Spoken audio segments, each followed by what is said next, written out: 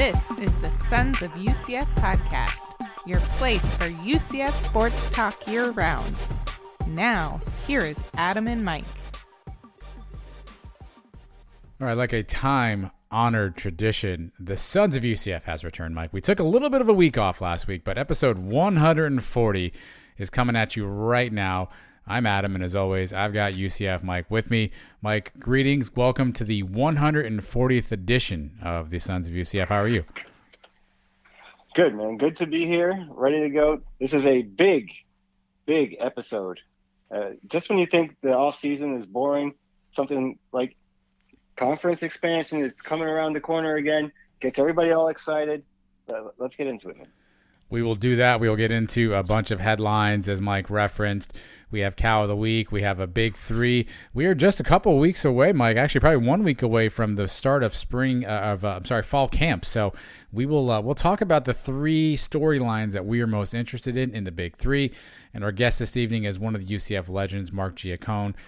Glad to catch up with Mark and hear a little bit about UCF in the very, very early days. So all that coming up here in the remainder of the show. All we ask that you do is follow us on all the social media platforms. That's at Sons of UCF. Follow Mike on Twitter at UCFMike1. Don't forget to check out our live show Thursdays all over the internet, Facebook, Twitter, and YouTube. You can find us there. And if you're listening to us on any of the platforms that offer quality podcasts, because, of course, where else would we be, make sure you give us a 5-star rating. We wouldn't be mad at you. And drop a review, too. Why not?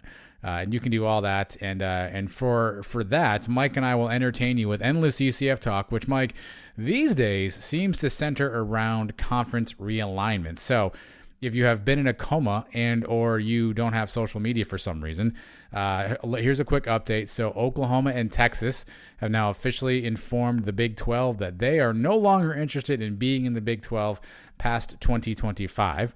The Big 12 essentially released a statement saying they're disappointed and they're going to work with Oklahoma and Texas over the next couple of years to figure out what to do. Everyone else seems to think Oklahoma and Texas want out like by tomorrow, which obviously won't happen, but there's a lot of talk that they'll be gone by next year to the SEC.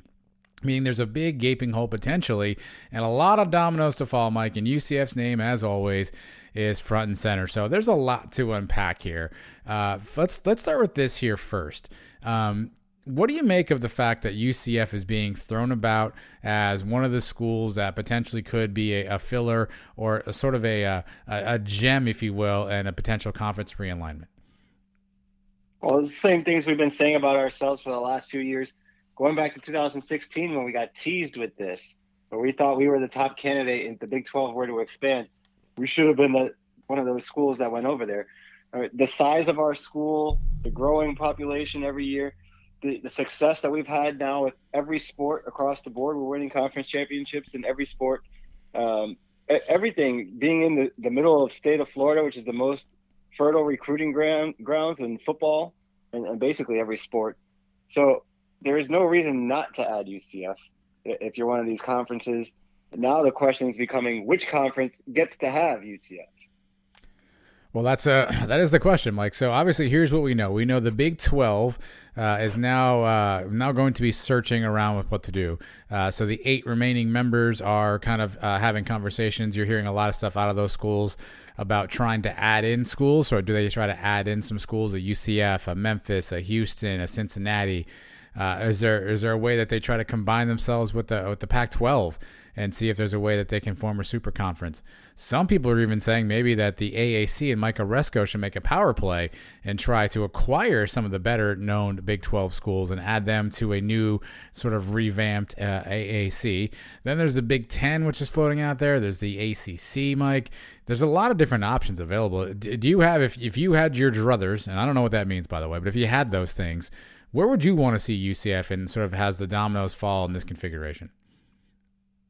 Well, the way college football is going now, the biggest conference there is the SEC, right? That's where Texas and Oklahoma are headed there. They've already got Alabama. They already got Auburn, Florida. All the biggest names in college football are going to the SEC. They're going to be running things than they have been for a long time now. I don't think we're getting into the SEC. So the next thing is, what's the next biggest conference? The Big 10 is the next biggest player after the SEC.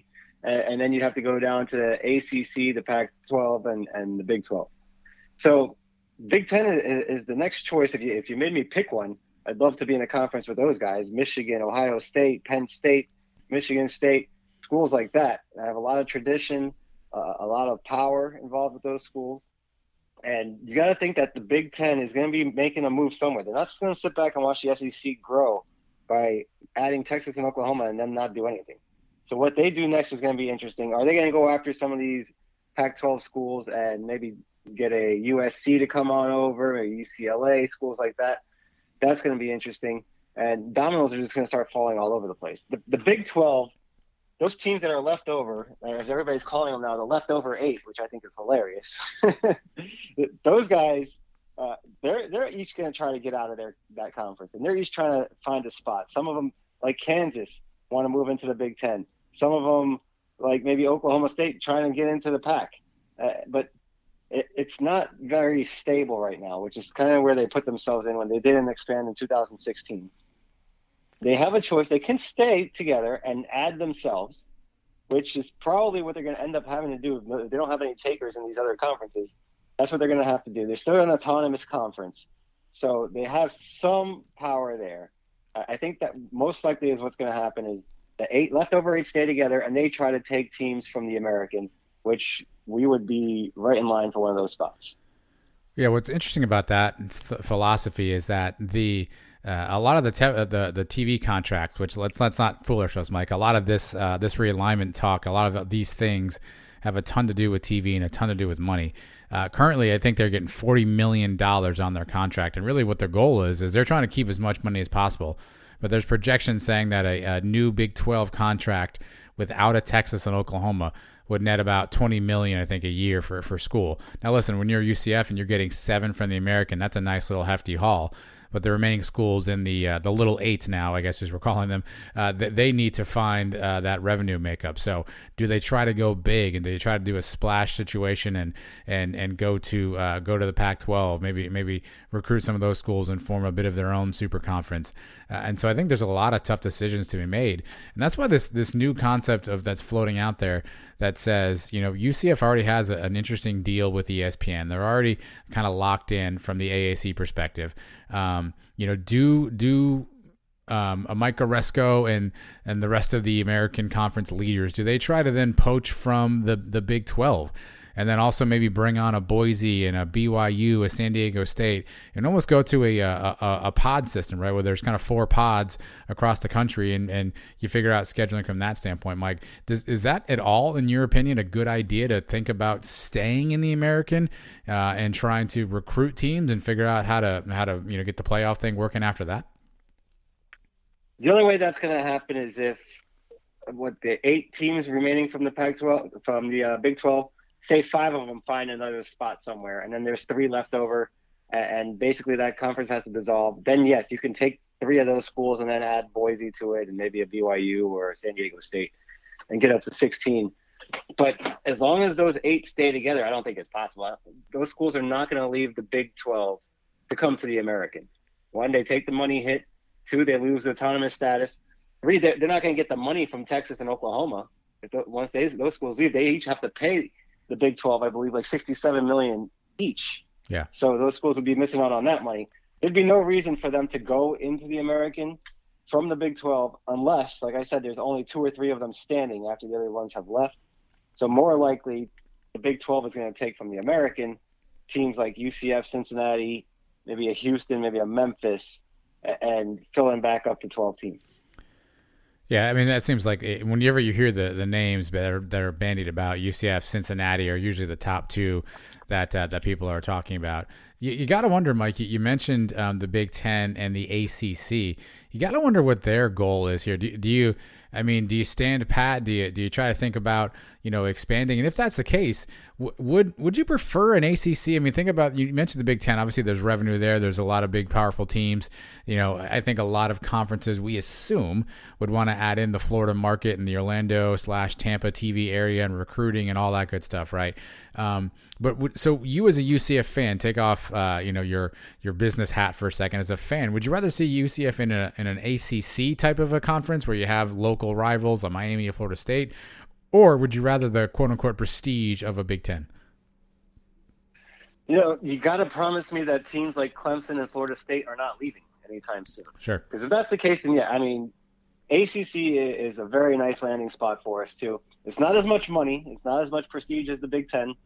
But you're right. It's a better cultural fit. We get to play Miami and Florida State every year. Sign me up for that. But like I said, the SEC just stole Texas and Oklahoma. I'm scared they're going to come after Clemson and Florida State next. Yeah. And then what's the ACC left with? It's a basketball conference. There's Duke, North Carolina, Maryland, schools like that. And, without Florida State there, without Clemson, I'm not as excited about the ACC. So if you made me pick one right now, give me the Big Ten. Give me those historical schools, Michigan, Ohio State. Imagine having those schools coming into the bounce house every year. How fun would that be? That would be a blast. I mean, so Big Ten is at 16 right now, if I have that right in my head. So they would probably have to add 2. So they'd have to add a UCF and a Cincinnati. They wouldn't add a Cal, right? I mean, Cincinnati, maybe Houston, maybe Memphis, right? You think that would be where they would go if they took a UCF? Or Kansas. Yeah. Kansas is a big basketball school. The problem with the Big Ten is the AAU status. We are not an AAU school, and a lot of people believe that was what's going to hold us back it will keep us out of the Big Ten. So the only school that is in the Big Ten right now that is not an AAU school is Nebraska. And I believe they were when they joined, and now they lost that status.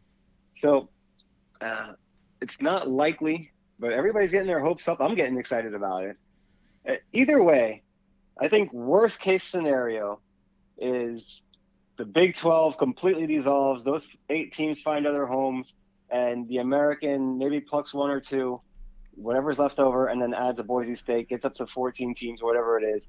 And the American is still the best of the remaining conferences between us, the Mountain West, the Sun Belt Conference, USA, kind of where we are now, maybe a little bit better. Well, that's worst case. Well, I was going to ask you, what is your like priority list here? If UCF's going conference shopping and all options are available, let's take the SEC off the table because I think we recognize where they're at. If all options are on the table, how do you rank your priority list? Are you looking for, or do you think it'd be advantageous to get sort of an automatic tie-in? Would you prefer better revenue sharing, a better rivalry situation, a more storied traditional programs? How would you prioritize what your goals would be and what you'd want to get out of a conference change? Yeah, I want to go to the most stable, most profitable conference possible, which is the Big Ten. Like I said, the ACC, outside of the Clemson and Florida State, and if those teams leave, then that conference is in the same situation the Big 12 is in right now. They're already making a lot less money than the Big Ten. To me, the Big Ten is the prize goal. If we can somehow get in there, that'd be amazing. And it sets us apart from the other schools in Florida. It sets us apart from Florida State and Miami, where we have a thing on them. We actually are probably in a better conference than those 2 schools, which was funny. It's hard to believe right now. So that would be the top. ACC would be next. And the Big 12, going over to the Big 12 along with a couple other guys from our conference, maybe Cincinnati and Memphis, that'd be my third choice. And that's still better than the other option I just laid out for you before. So I think those are the 4 possibilities.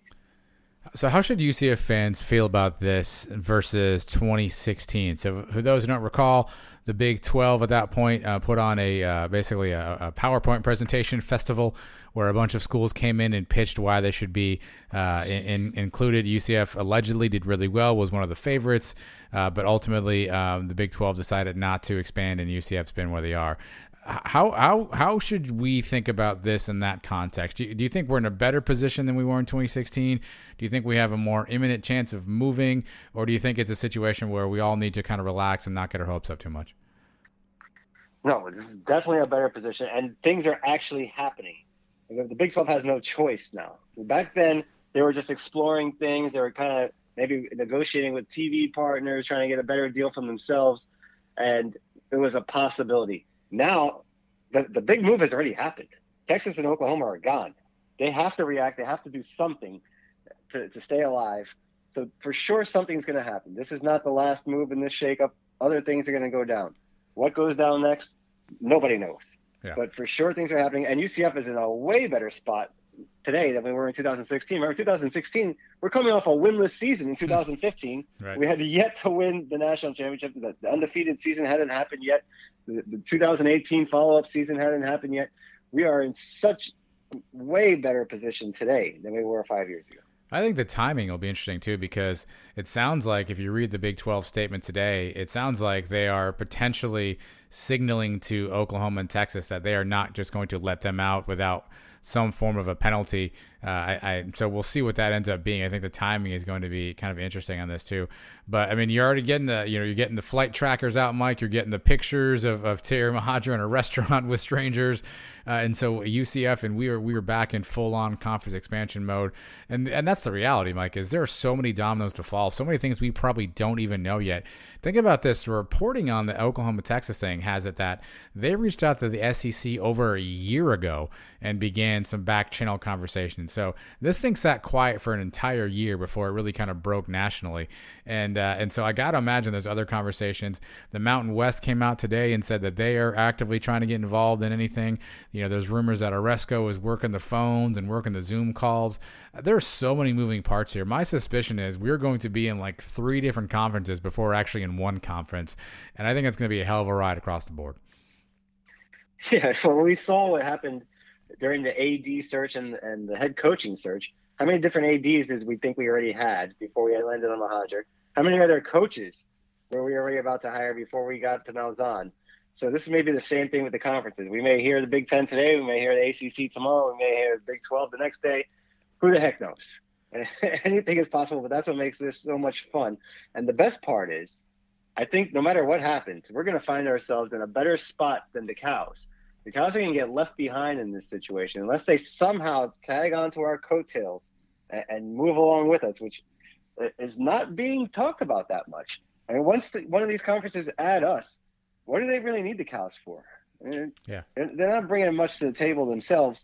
So that's going to be the fun part. We end up in a good spot. These guys stay here with the T schools of Tulsa and Tulane and Temple and East Carolina, and they add in maybe an FAU. They have a big rivalry game with the Owls coming up for the next 10 years, and we kiss them goodbyes, see them in the rearview mirror, and we still get to beat up on them once a year. That's going to be the fun part. Yeah, I think the only way the Cows are even involved is if they want to try to add in a closer school for UCF to play, depending on geography. But yeah, you're right. I mean, when people talk about poaching schools now, Cincinnati's out there, Houston's out there, Memphis is out there. The Cows aren't really mentioned, and if they are, they're mentioned in conjunction with UCF as some sort of a package deal, I guess, from geography or just from a television perspective, owning that market. So that'll definitely be curious to see. But let me ask you this way: true or false, in your opinion, UCF will be in a new conference in 2022? Do you think that's true or false? Well, I'll say true, because if Texas and Oklahoma are out of there by next year, those other schools are going to have a replacement. Yeah. And I mean, what are they going to do? They're going to play a season with just 8 schools. I don't know if that's going to happen. So I expect things to move kind of quickly now. Now that Oklahoma and Texas, they really just kind of work out now their exit with the Big 12, which right now they're only allowed to say certain things. They're saying the things the right way right now, which makes it seem like they're going to be there by till 2025. Everybody knows that's not going to happen. Once that gets worked out, you'll see all the other dominoes line up and fall down. Well, let me ask you this, because I just love taking a shot at former guys here. Do you think UCF becomes more attractive because we have Gus Malzahn over Josh Heupel? I don't think it hurts. That's for sure. I don't think it hurts. Malzahn is a big brand in himself. So, yeah, I think he brings a lot of prestige to this program. You've already seen what he started doing with the recruiting. Our name is out there every week with these 5-star top recruits. Even if they're not coming here, they're talking about us. So, yeah, I think it makes a big difference. Yeah, I think ultimately, you're right. I think we end up in a new conference. I don't know if it's 2022. I feel like there's a lot of lawyering that's going to have to go on. I don't know if UCF has a financial penalty if they try to leave the American. I don't know if a new conference will pick up the tab on that. So a lot has to happen in a really short order. Schedules are already baked. Makes you wonder, Mike, what's going to happen with this UCF Florida series? If they're now going to welcome in 2 new conference members, are they going to redo all of those schedules? Are we going to Are we going to keep the 2024 game and lose the other two? Is that going to be a jeopardy? I think that's interesting to figure out. There's just so much, I think, from a moving part perspective. I feel like 2022, it's going to be really tough to pull off. Not that we haven't done crazier things, but I feel like that one's going to be really tough to pull off. But I think in short order, UCF will have an opportunity. Listen, I mean, we're in a really advantageous position, and the reality is that there are options available to us now that weren't available to us in previous years. Now, how the dominoes fall, I think, will impact a lot of those options. But I mean, you said it, Mike. You got to be, you're sitting pretty if you're a UCF fan right now, because even though you may have your preferences, all the options are relatively favorable. I mean, there's very few, I think, that really kind of skew completely negative. So you got to at least feel positive on where we are and our standing and what could come here, hopefully, in the coming weeks and months and years. I don't think we're going to be one of the ones that gets left behind. If things don't shake up and teams move to the Big 12 or anywhere else and we're stuck in the American with some new additions, I don't think that's what's going to happen. That'd be the worst case, obviously. Yeah. That's not happening. You mentioned the Gators series. Remember, they have a series signed with Texas. Now Texas is going to be a conference opponent. They got openings now. Mm-hmm. So, and if we move to a bigger conference, we move to the Big Ten, we move to the ACC, no more of this 2-for-1 stuff. An even deal. Or we start signing 2-for-1s in our favor against other schools. Yeah, like the Cows. Yeah, well, it's funny. Yeah, now we have something else to be mad about, right? For 2 weeks, we were all mad about 2-for-1s, and now we're going to be mad about which conference we're in and which one we didn't get in. So all we've done for UCF fans is replace one thing to be angry about with a completely different thing to be angry about. So I guess we'll continue on that journey, but it'll be interesting, Mike. Obviously, there's still a lot to unpack here. Let me ask you this ultimate question, and I don't want to sound like the old guy on the lawn situation. Is all this really good for college football, in your opinion? Is all this super conferencing? And I know as a UCF fan, it may work in our favor, but ultimately, do you think this helps all of college football? I mean, it's obviously a clear money grab, right? Is this good for the college game overall? Probably not. Yeah, you're right. It's all about money.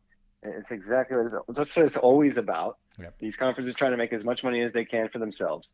It's always been like that with the bowl games. Everything around college football has been about money, and it always will be. It's a business. If it's good for the actual sport, it depends on how you look at it. If you're saying that it's going to end up being, the top 64 teams are going to break away. The NCAA is not going to have any control over the sport anymore. I see that as a possibility. It's bad for the guys to get left behind. And for the schools there to move on, then it's just basically minor league football is what it becomes. So I guess it's not good overall, because college football should be equal all around. And as we know, it never has been. So as long as we're in the club, is all that really matters, selfishly. As long as UCF is in there, I'll be okay with it. Really, it's just kind of sad when you sit and think about it, Mike. College football is really just being run by ESPN at this point, right? I mean, they're really sort of running the game here. With acquiring conferences and rights fees and whatnot. I mean, that's really the true power broker right now, is anything ESPN related. Yeah, and they have for a long time. They own all the bowl games. They basically run the college football playoff committee. They get to pick the teams they want in there. Let's not fool ourselves. Those guys are telling everybody who to put in there for the best ratings and all that stuff, and it's been like that forever. So ESPN has all the money. ESPN calls all the shots, and that's just the way it is. Well, we'll see what happens. I mean, I think a lot of moving parts here. I think UCF fans just be patient. Again, I think we're going to be in 3 conferences before we're actually in 1. So there's going to be a lot of talk, a lot of speculation, a lot of reporting out there.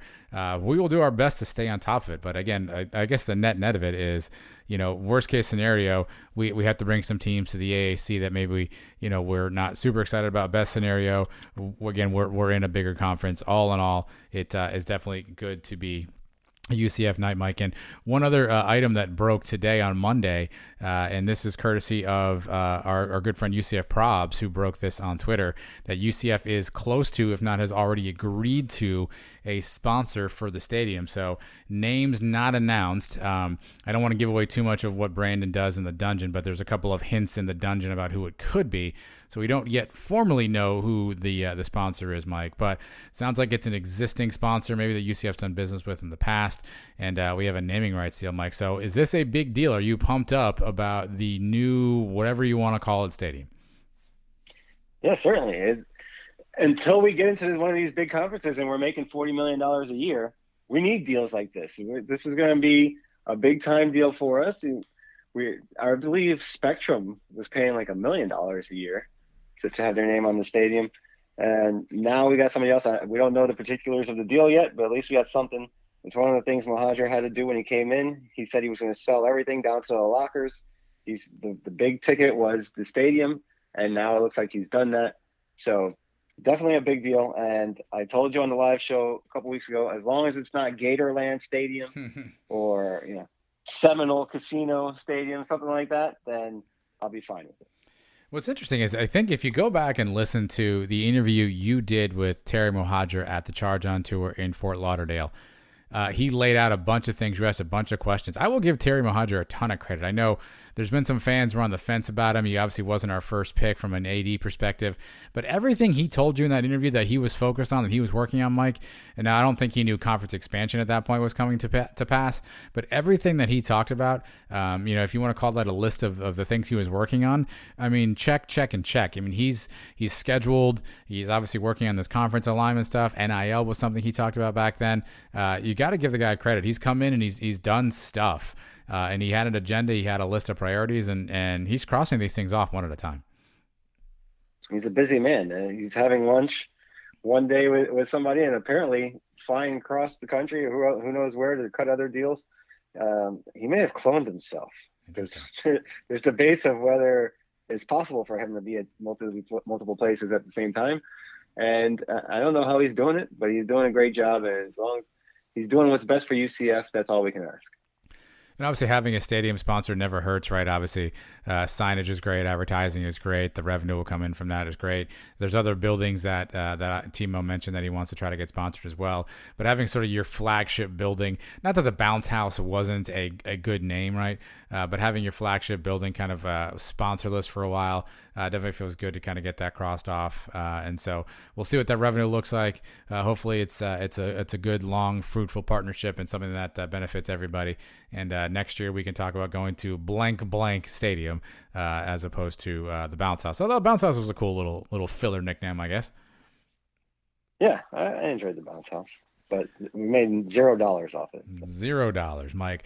Somebody who is making some money is Dillon Gabriel. Obviously, his new DG, the brand stuff, is out, Mike. And if he has a good year, he'll make himself some money in the NFL. And potentially, he has some guys who are watching out for him. Like, he has been named to 2 different lists, the Maxwell and the Davey O'Brien. So he is now on the watch list for both of those prestigious awards.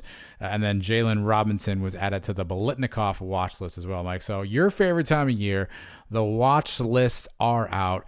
Do you give anybody in UCF a chance of winning any of these particular awards? Well, Mackenzie Milton won the Maxwell, didn't he? In 2017? Did he win the Maxwell? He won some form of an award trophy. I'll have to let me research that. Of course, something. Yeah, he won something. He won the Archie Griffin Award or something like that. Okay, but yeah, the watch list things are always funny to me because everybody's on the watch list. I'm surprised those are the only guys that are on any kind of watch list. There's probably more, by the way. Those are just the most recent ones. It seems like there's a guy from every team on these lists. So.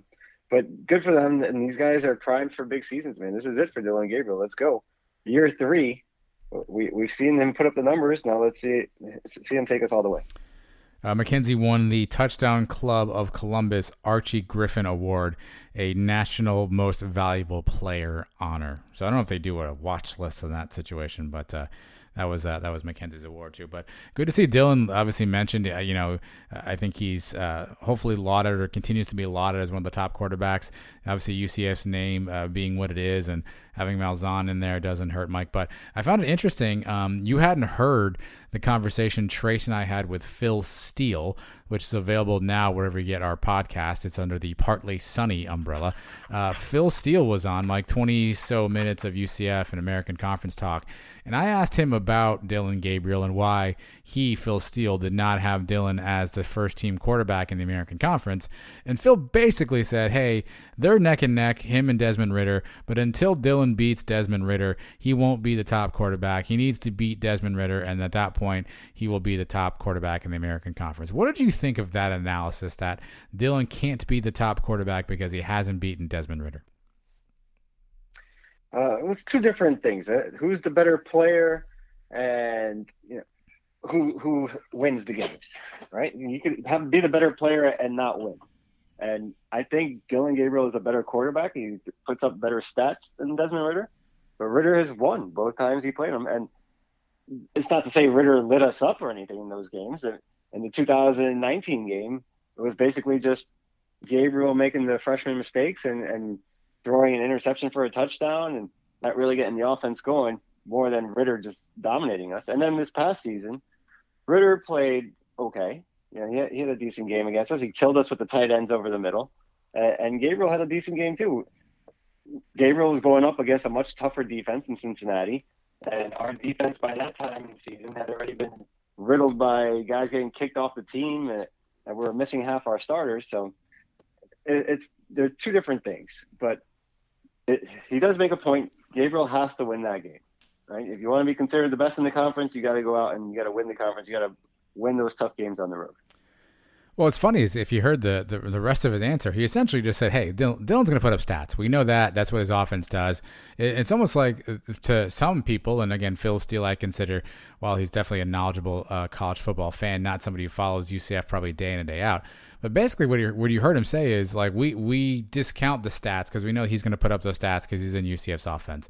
And I found that interesting to basically, to your point, at least he was looking more at wins and overall record versus the stats, because it almost sounds like he just discounts the fact that we know that Dillon's going to throw for a gazillion yards because that's what the offenses at UCF had done in the past. Yeah. But this offense this year, who knows? It's a completely different system. People call him a system quarterback or a gimmick offense quarterback, right? All it was is throwing the ball deep. But, those passes are not easy. I don't think Ridder completes a high percentage on those deep passes like he does. Right? So we're going to find out this year. We're going to get another head-to-head matchup, and this is the last meeting between the two. We beat the crap out of Ridder his freshman year in the game day game. They beat up Gabriel in the first time when he was a freshman. And last year was what it was. It was a close game down to the end. And now here we go. Gabriel's got to get the one win on him that he hasn't been able to get this so far. Yeah, obviously we know the date is circled on everyone's calendar, October 16th, and it sounds like maybe at least in Phil Steele's mind, that is for all the marbles. And you mentioned Ridder. I mean, I don't think he throws the ball at that. I don't know what off the top of my head what his yards per completion are, but I can't imagine they're anywhere near what Dillon does. He's a good game manager, and that's not a knock per se, because obviously it's a success for him and for Cincinnati. But I guess we'll see how that all shakes out. But it was definitely good to catch up with Phil Steele again. If you haven't heard that, make sure you find that on our podcast feed, Mike. But those are headlines again. Conference realignment. Stay tuned. Live show Thursday. If anything has changed by then, obviously Mike, Trace, and I will share that with you guys at that moment and at that time. But don't go anywhere, because coming up next, Mike, the big three storylines that you and I will be following as we embark upon the start of fall practice. So nobody move. We'll be right back right after this.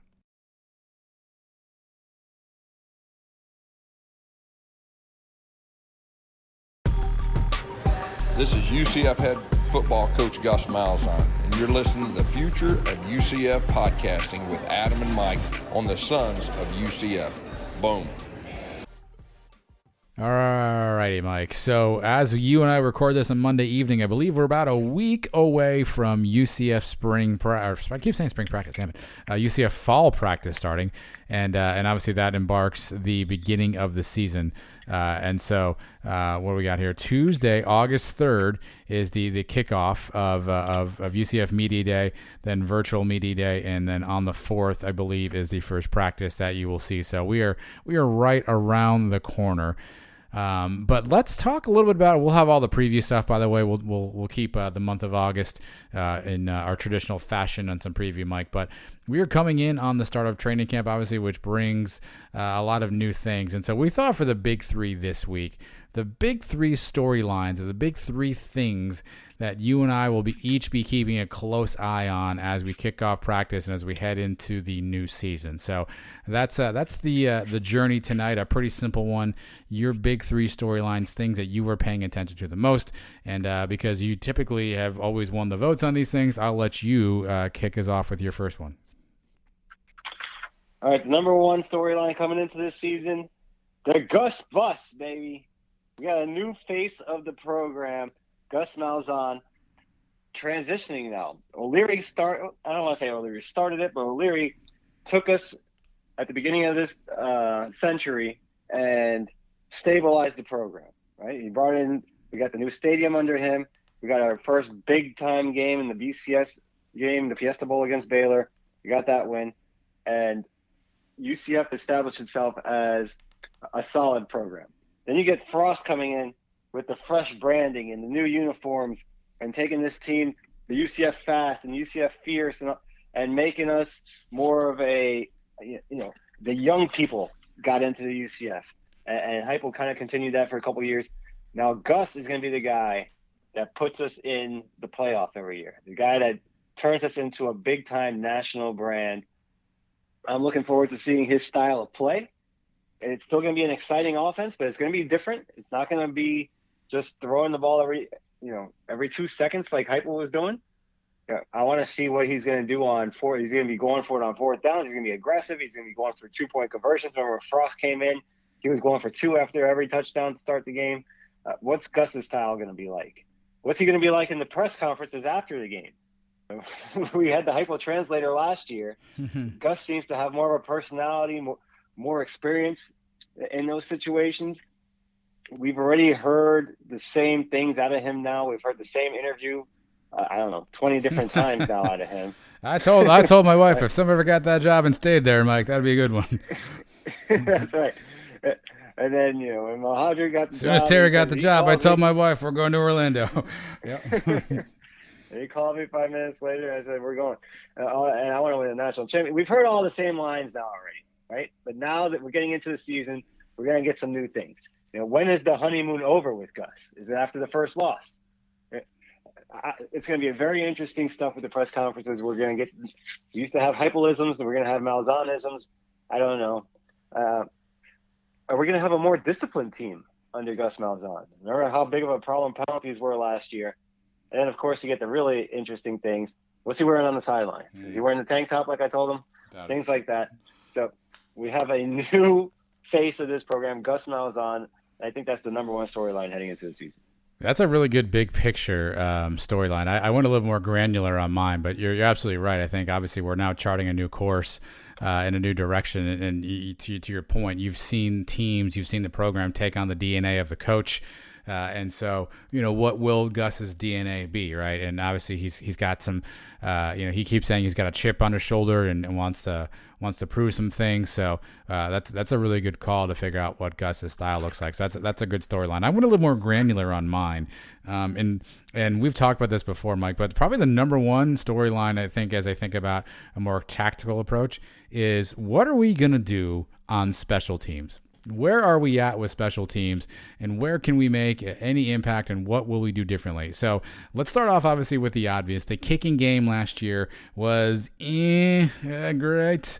Obarski, 12 of 17 on the year, missed 2 field goals from 40 to 49 and 2 from 20 to 29. So we all know the Memphis thing, and I don't want to beat him up for that specifically, but obviously, that's a game that we could have won. So Obarski struggled. The out-of-bounds things on the kickoffs weren't fantastic. We had Riley Stevens on the team last year. He is no longer with the team this year, but we brought in a transfer in Riker Casey. He's listed on the roster right now, Mike. I thought there were 2 other kickers that we had brought in, and I'm not sure what their situations are. They're not currently listed on the official team roster, so not sure what the deal is, if they're redshirting or whatever. But it looks like Riker Casey and Obarski are currently the 2 kickers on the roster. So where do we go in the kicking position? We saw the spring game, Mike. Obarski didn't seem like he really had put it all together at that point. So I got to imagine this job is wide open for the taking. So first of all, how do we solidify the kicking game and the field goal unit? Secondly, what are we going to do from a return game standpoint? I looked up the stats from last year, Mike. We averaged 15 yards on a kickoff. And for context, our opponents, also all the games we played, they averaged 22. And on a punt return, like we averaged 5 yards per punt return. Our opponents averaged 10 yards per punt return in the games they played against us. So a pretty anemic return game across the board. Obviously, I assume that's by design. I assume that was more a conservative approach. For those who maybe aren't aware, obviously if it goes into the end zone on a kickoff, we get the ball to 20. If it's in the field of play and you do the fair catch signal and you catch it, you get it to 25. So perhaps the philosophy back in the Heupel era was take the sure 25 versus trying something and fumbling or not getting field position.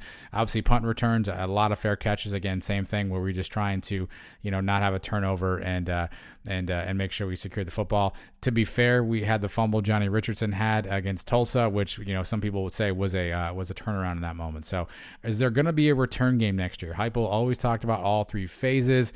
We didn't really see the third phase of the game. And an interesting wrinkle this year. So in 2018, the NCAA decided to let coaches have one more on-field coach. And a lot of coaches divvied that up any way they saw fit. UCF decided to go with a singular special teams coordinator, Nick Toth. So his only responsibility, at least on paper, was the special teams. Well, this year under Malzahn, we are splitting those duties. So Brian Blackman will have both tight ends and special teams. So curious if a new coaching philosophy helps. Curious to see if having dual responsibilities impacts things, Mike. I know it's a small part of the game, but we talk about all three phases of the game. The games can be won and lost on special teams. We've seen it before. So for me, the most intriguing thing is what are we going to do on special teams? Are we going to improve? That's a big storyline for me coming into the start of fall camp. Yeah, I had this one written down myself. Needs big improvement in special teams. Special teams, let's just say it sucked the last couple of years under the Heupel regime, under Nick Toth. Kick returns, punt returns have been non-existent. Our last punt return for a touchdown was against Pittsburgh in 2019 with Otis. The last kick return for a touchdown was against the Cows for Mike Hughes in 2017. So it's been a while. That's something we excelled at UCF forever. Going back way before us. Todd Cleveland and those guys, to Joe Burnett and Quincy McDuffie. We've always had great kick return guys. That's always been a specialty, especially in the O'Leary era. O'Leary's teams were known for quality special teams, the hidden yardage they used to talk about all the time. It's going to be interesting to see, is there going to be any trickeration this year? How does Gus like to work his special teams? Are we going to see any fake punts, fake kicks, things like that? The biggest play in the Gus Malzahn era at Auburn was a special teams play, the kick six for a touchdown return against Alabama. That's his special teams being prepared, knowing exactly the situation on a far field goal like that, having somebody back there to return it and returning it for a touchdown. So it's something that we can make a big improvement on, and it will make a huge difference in the games. If we can be a plus on the special teams instead of a negative, which we've been for the last couple of years. What's next for you? What's number 2 storyline for you?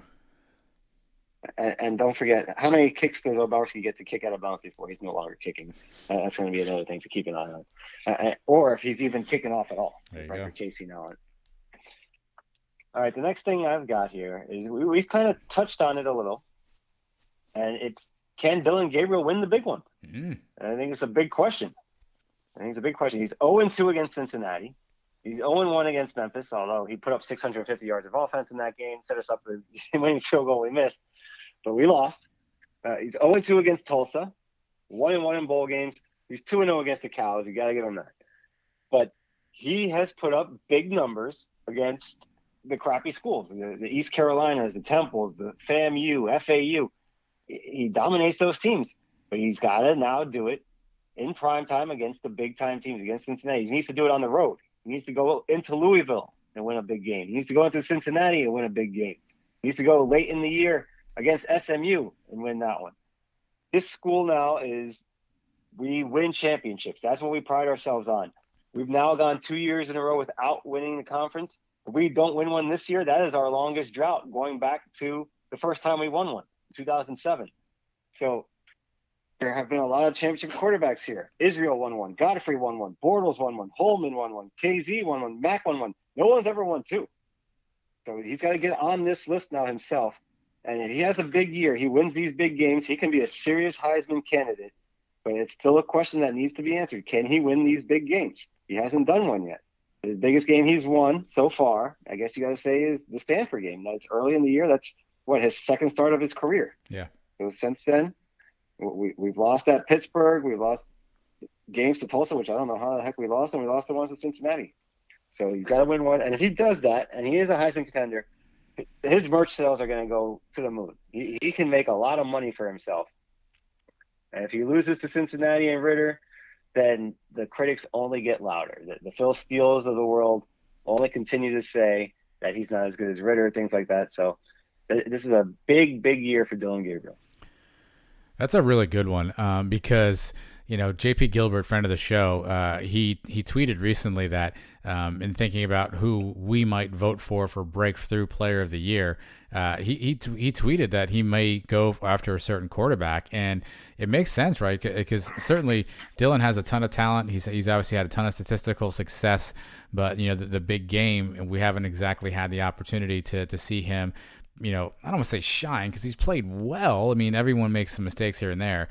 I think a lot of the situation too, Mike, was you're on one side or the other, and a lot of people blame a lot of those losses on Heupel, right?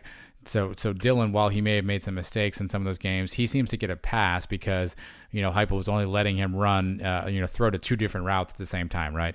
And so you kind of give him a pass, but you got to think that with Malzahn, an offensive guy, that this would be his season. And Mike, what's even more concerning when you think about the quarterback spot is, and you mentioned this on one of our live shows recently, we don't know who the backup is, and we don't know what we're going to get. Obviously, we've seen Quadri play in games, but I think we did this on a show recently. I think he's thrown all of 4 passes his entire career. Obviously, we got the 2 Arizona kids who've come in, Parker Navarro and Mikey Keene. They looked pretty solid in spring game, but obviously they haven't seen any live action. So, Dillon's got a lot of stuff to shoulder this year. And, again, he seems focused, Mike. He seems determined. He seems ready to, put stuff about, put some of that bat stuff behind him and get a fresh start. But there's a ton of pressure on that kid's shoulders. There's no doubt about it. Absolutely. Yeah, he's got to be the leader of this team now. The freshman year we excused some of the mistakes. The Pittsburgh game, they blitzed him early and he was forced into some bad throws. Same thing at Cincinnati that year. This past season, he had a very good year. The losses, not all of them are on him. You're talking about the Memphis game, which I don't know how he could have played any better in that game himself. Somehow we found a way to lose it. The other loss of the Tulsa game was not a good game for him. And that's game planning too. I mean, they basically did the same thing to us 2 times in a row. And the Cincinnati game was a tough loss, but he played pretty decently in that one too. He controls the ball. He only threw 4 interceptions. He improved from the year before on that. If he keeps making those improvements, then he's going to have another great season. The thing is, he just has to win those games. And he's got to take over those games when it counts. Fourth quarter, go have a game-winning drive. And he can do it. We've seen him do it. If the kick goes through, he did it last year, but it didn't. So you got to finish that drive yourself. Go in there and score a touchdown. That's a good one. So my second storyline, Mike, is the back 7 on defense. So kicking the D-line out of it. I'm looking at linebackers, nickel backs, and cornerbacks, Mike. The back 7 on defense was an area that we struggled with mightily last year, particularly as the year went on and we lost a bunch of guys and when they got kicked off the team. We know we've lost a bunch of guys who are now playing or going to be playing on Sundays, and Richie Grant, Aaron Robinson. There's just a lot of talent to replace on that back 7. And so every year there seems like there's that guy, Mike. There's that leader on defense, and we've seen it before. And maybe this year it comes from the D-line. You got a Kalia Davis, a big cat. But who's going to step up in that back 7? The linebacker core, they got pressed into duty, a lot of them last year, again, when we lost a bunch of guys when they got kicked off the team, particularly Eric Mitchell. Eric Gilliard and Tatum Bethune were 2 of the top leading tacklers on the team.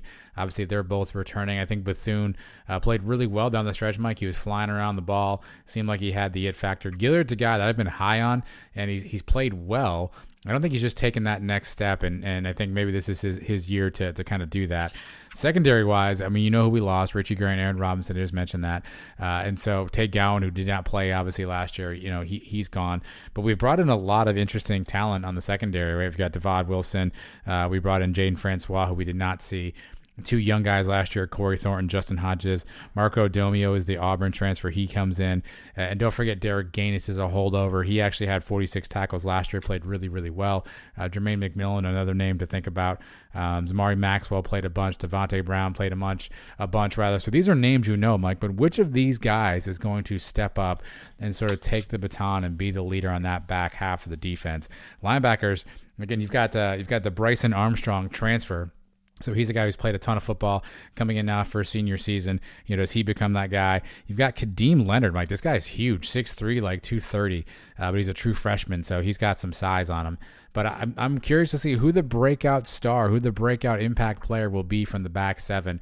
Who's going to kind of carry that Shaquem Griffin, Richie Grant, Titus Davis type torch and really be the guy that steps up and holds that back seven in order, because we saw in the Boca Bowl without any of those guys, and I get a completely different team, a different scheme, but BYU basically could have just walked out to the field and handed the ball off to somebody in the middle of the field because they were so open. So the back seven, in my opinion, has to make some big improvements.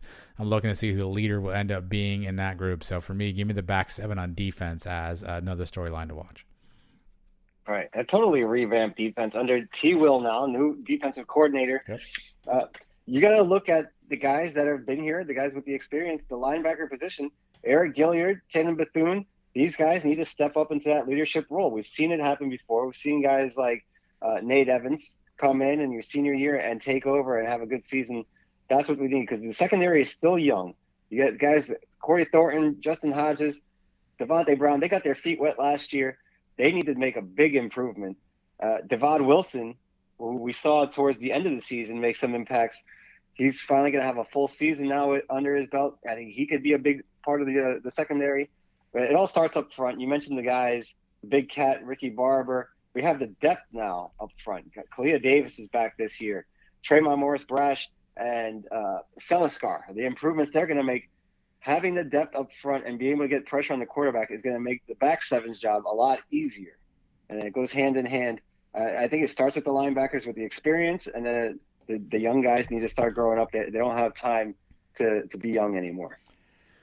Yeah, I think a lot of that hopefully will help out too. I mean, we didn't get a ton of pressure. It didn't feel like we got a ton of pressure on quarterbacks last year. Our sack leader as a team was Kenny Tunier. He had 4. A bunch of guys had 3. Tunier got kicked off the team, towards the end in October. So he still ended up being our sack leader. I think Tremont Morris-Brash was next to 3.5. So do we have a guy that can get pressure on the quarterback consistently? Nothing helps a secondary and a linebacking core out like pressure on the quarterback. When a quarterback's flushed, has to make a decision, throws across his body, makes a bad decision. Nothing helps a defensive secondary out like a quarterback under duress. So obviously the front 4 guys and whoever's maybe rushing off the edges, I mean, those guys can make a huge impact as well. And hopefully that veteran presence, that veteran play can help those young guys come along. But again, who's going to step up? Who's going to be the name we're talking about next year as that guy that's a big part of that back seven? So something to watch out for. All right. And would you be surprised if we had some kind of gimmick thing, not a turnover chain, but something? I kind of get the feeling with T. Will and the way he likes to hype up his guys, I wouldn't be surprised if we had one of these things on the turnovers. I know we've talked about it in the years past that we don't like that stuff and we don't want it. But, as soon as we start doing it, we're all going to embrace it. Yep. Who knows what it's going to be? Print the shirts. Right? Yep. All right. Number 3 for me, tying back into the Dylan Gabriel thing, the receiving core. We got basically a brand new receiving core coming into this year. We lose Marlon Williams, we lose Jacob Harris, we lose Trey Nixon, guys going to the NFL. The good thing, but we got to replace all these guys. The big guy staying around from last year, Jalen Robinson, Flash, he had a huge year last year, but developed some nice chemistry with Dylan. He's poised for another big season, but we need these other guys to come in and fill these other holes. Guys like Amari Johnson, who now we've seen for the last couple of years here and there, and now he's got to be able to step up and become a prime player on this offense. The transfers that we have coming over, Brandon Johnson, Nate Craig Myers, these guys need to come in and establish themselves.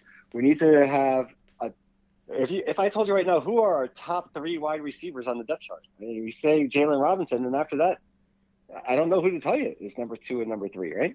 Could you tell me? Ryan O'Keefe and Brandon Johnson, but I'm just guessing. Yeah, O'Keefe's another one. We saw the speed he possessed last year, but who knows? Who knows with this guy? And it's a completely different offense that Malzahn's running, and it's also going to open up hopefully a lot of opportunities for Jake Hescock over the middle, third and long. You got to be able to rely on the tight ends. So the receiving core. Remember last year had a lot of drops also for Dylan. In that Cincinnati game, we dropped a bunch of passes, didn't help us out there. So we got to be able to improve on that. Hopefully these guys are ready to go, and we have some big seasons coming out of the Johnson kid, a couple Johnsons, and the rest of this group. Baby. Yeah, I mean, listen, obviously the receivers are they're a work in progress, right? Because we don't know exactly what we have. We've seen some of them play. You hear great things about the other Jalen Griffin.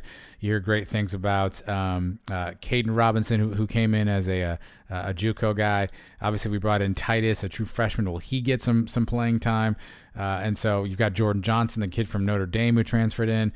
Is he going to get any playing time? Deontay Marks, the Florida transfer. You've got names that you know, Mike, but to your point, where do they fit in? How do they plug in? Has Dylan been able to establish chemistry with any of these guys? Again, outside of Jalen Robinson, I mean, he hasn't thrown a ton to a lot of these guys. I guess you could throw O'Keefe in there, but he hasn't thrown to a ton of these guys. So is he able to kind of build that chemistry?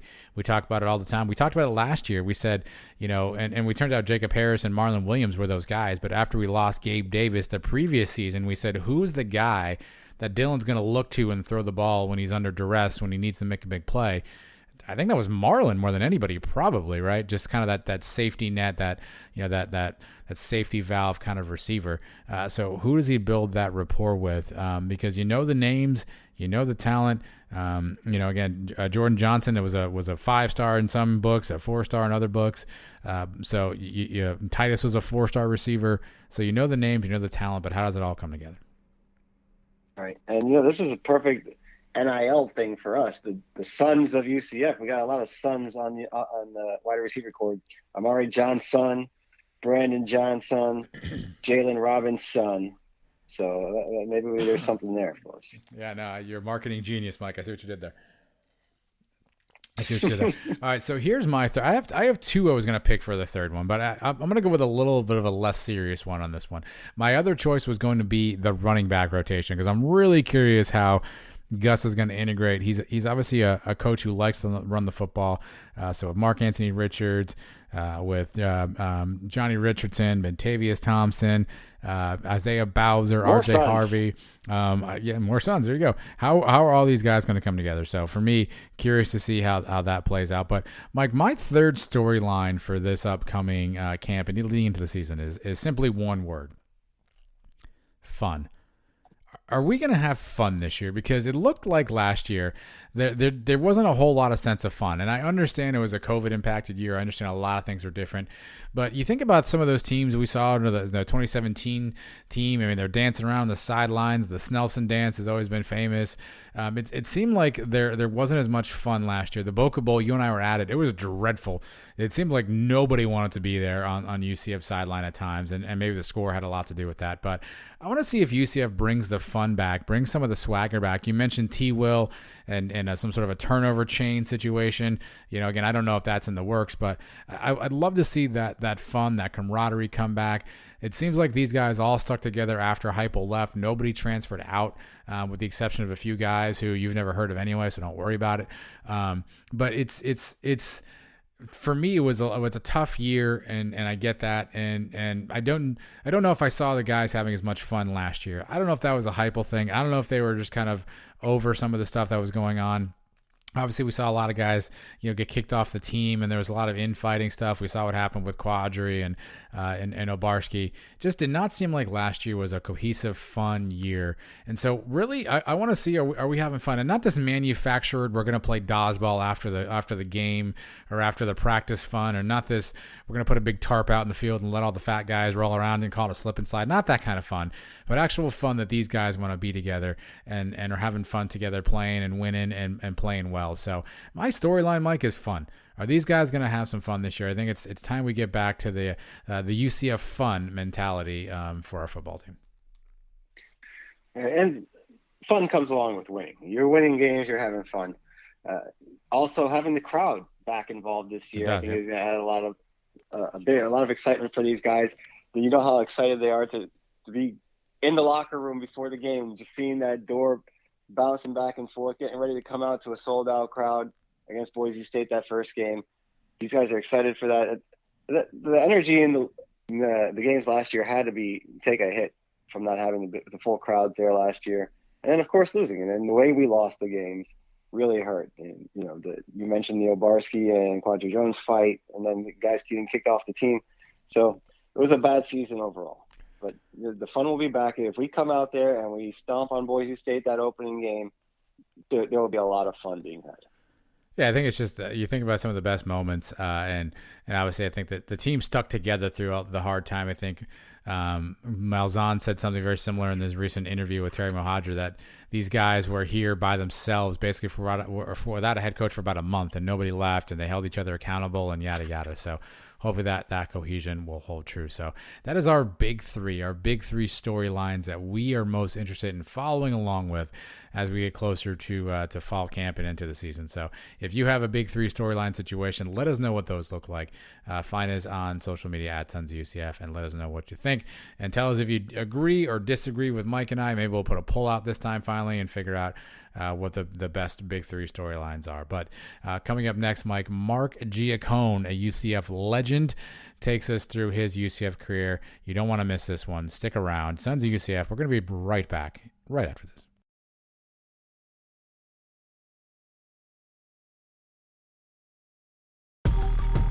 This is UCF Athletic Director Terry Mohadra, and in my spare time when I'm not on TikTok, I'm listening to Adam and Mike on the Sons of UCF.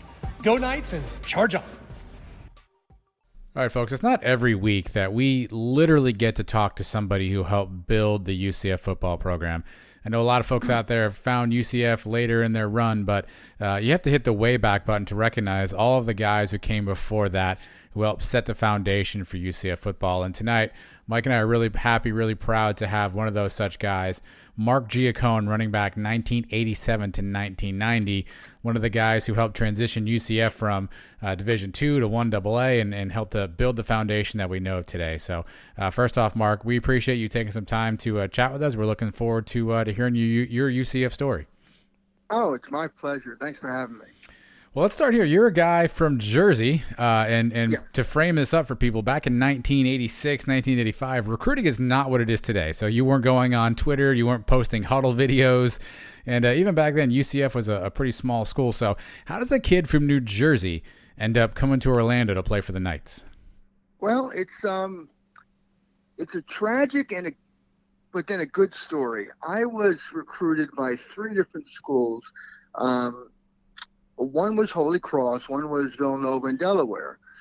Well, Holy Cross had offered me a verbal of a full ride, and I was all set to go to there. And tragically, I hate to start this on a tragic note, but the head coach had committed suicide, and which was horrible. He's the one who recruited me, and I ended up getting lost in the shuffle, because things were so, erratic over there and tragic. And so Holy Cross, it's like they forgot about me. I went to Villanova in Delaware. Delaware was going to offer me a half scholarship.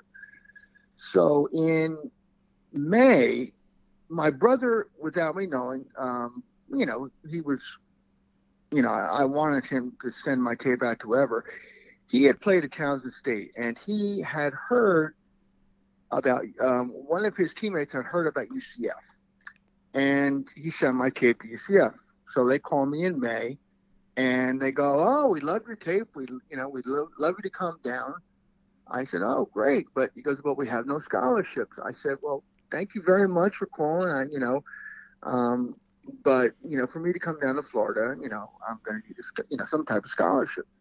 So I actually registered for classes at Delaware. Then UCF calls me in July. They said, one of the players turned down their scholarship, a full scholarship. We want you to come see the school. So my dad and I flew down to UCF. We stayed at Coach McDowell's house. And it's actually it's a great story because we're sitting in a room with Coach McDowell and his assistant, Randy Romero. Now, Coach McDowell, now my father is a smart man, but, when he was a kid, he was forced to go to work at a young age. And but he, we were all ended up in sales. So you'll understand the story when I tell you. So Coach McDowell goes, Mr. Giacone, we really like your son. He was addressing my father, of course. We really like your son. We're going to give him, half scholarship and books and tuition or whatever. And my father looks at him and says, half scholarship? My son is not coming here for a half scholarship. And he looks at me and he goes, Mark, he goes, get up. And he goes, so I get up and we start walking to the door. So Coach McDowell, he goes, Mr. Giacone, he goes, take a seat. He goes, Randy, he goes, right, Giacone up for a full ride. And that's how I ended up at UCF. Awesome. Well, I guess your dad had some really good negotiating skills, but yes, he does. Yes, he does. Well, tell us what kind of player you were. So you back then you were listed at, and I apologize if these are incorrect. You were listed about 5'9", 185, but you ran a 4.4 40. But people said you were not afraid of contact. So describe your running style. What kind of running back were you? I was a north and south. I was if I was in an open field, I would rather run over somebody than run in the open field. I just love the contact. This is probably before your time, but my favorite running back all the time was Earl Campbell. Sure. And Earl Campbell had, two things. Number one, he ran you over. He was just a north and south running back. And then instead of spiking the ball, he would hand the ball to the referee. So that's the way I ran. I didn't really look for holes. I didn't really follow blocks. I just, ran as fast as I could through the hole, and hopefully there was someone, either a linebacker or a DB that I could hit or run over. I mean, it's funny things you do when you're younger, but I loved it. I love football. I love the contact, and that's one thing that Coach McDowell liked. And I love Coach McDowell, by the way. He was wonderful, a great motivator, and he didn't yell much, but if you're his guy, you go through a concrete wall for him, and that's the way I played. I ran as hard as I could, and I never took a play off, and I was exhausted after every single play. And if you're not exhausted after every play, then you're not going full tilt. So, Mark, what were your thoughts of the campus itself when you got there? I mean, obviously, it's changed a lot now over the last 30 years. But in 1987, what was it like? What did it look like back then? Well, I actually went there in 1986. I redshirted my first year. The first year I stayed in, I think it was Orange Hall. And now in New Jersey, I grew up in the suburbs. Believe it or not, I don't think I ever saw a roach in my life. And then I swear, and I go into my room, and all of a sudden I turn on a light and I hear something scatter. And obviously it was roaches. And here I am in a roach infested room. And my roommate was the strongest guy on his team, this guy, Mike Kittinger, and which I thought was pretty cool. And although he used to whip me if I snored at night. So he was about 6'3", 255, and benched 550 pounds. I mean, he was a big guy. So, but it was fun. It was fun.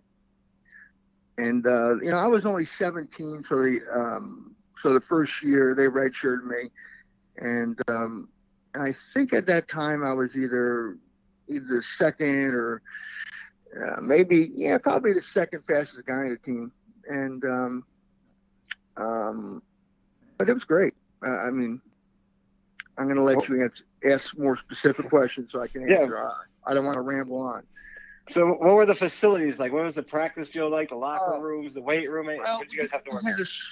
We had a small gym, okay, and we had 3-a-day practices, which were grueling, which they can't even have anymore. I don't think they even have 2-a-day practices.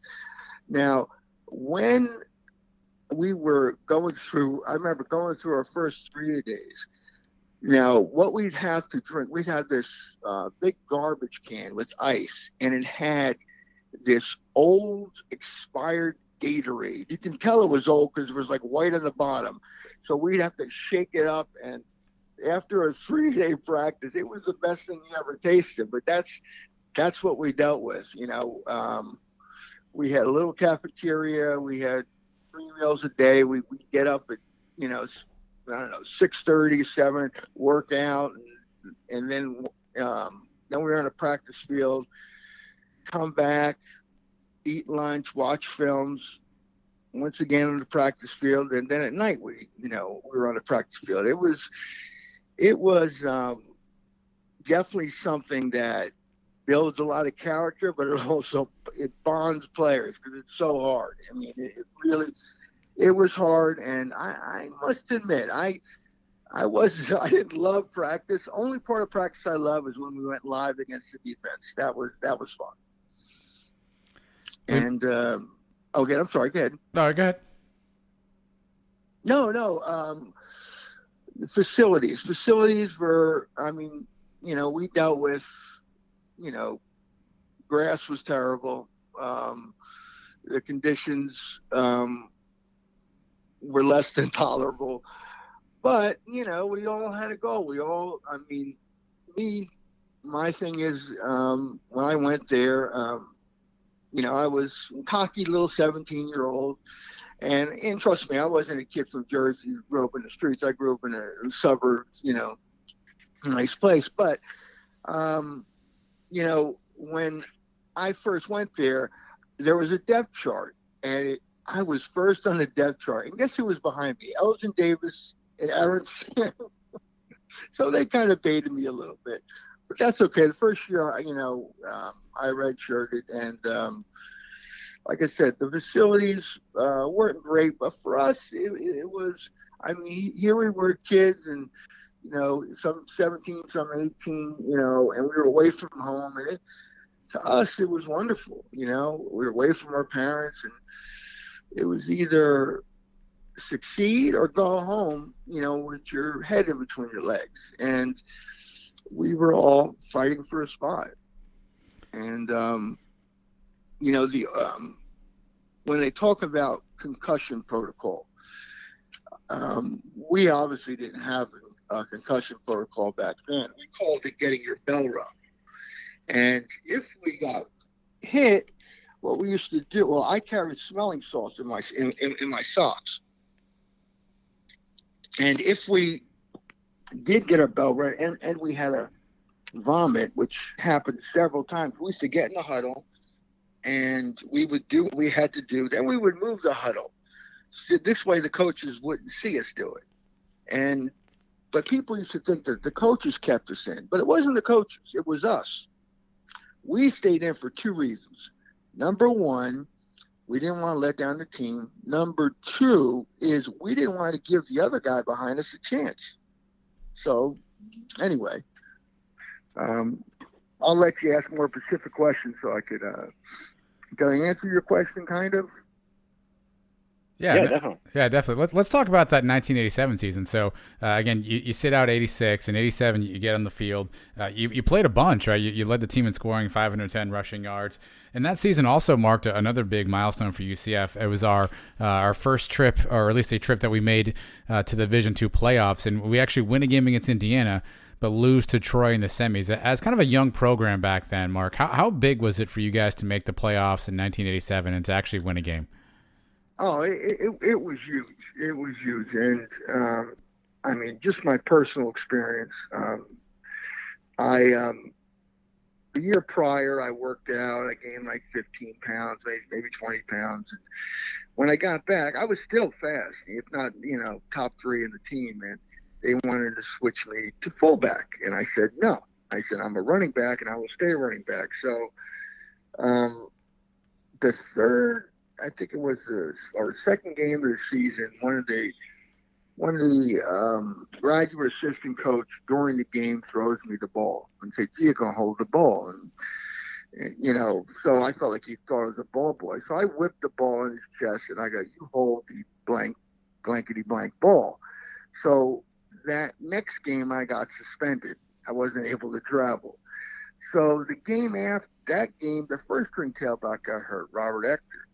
And then the next game, I think it was West Georgia. I should remember this. The second string tailback gets hurt, and I get my first opportunity on.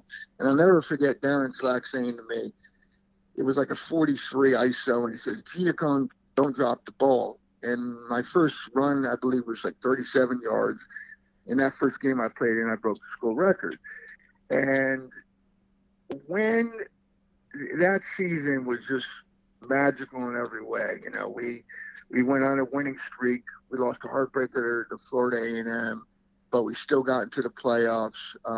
Indiana, PA was a great game.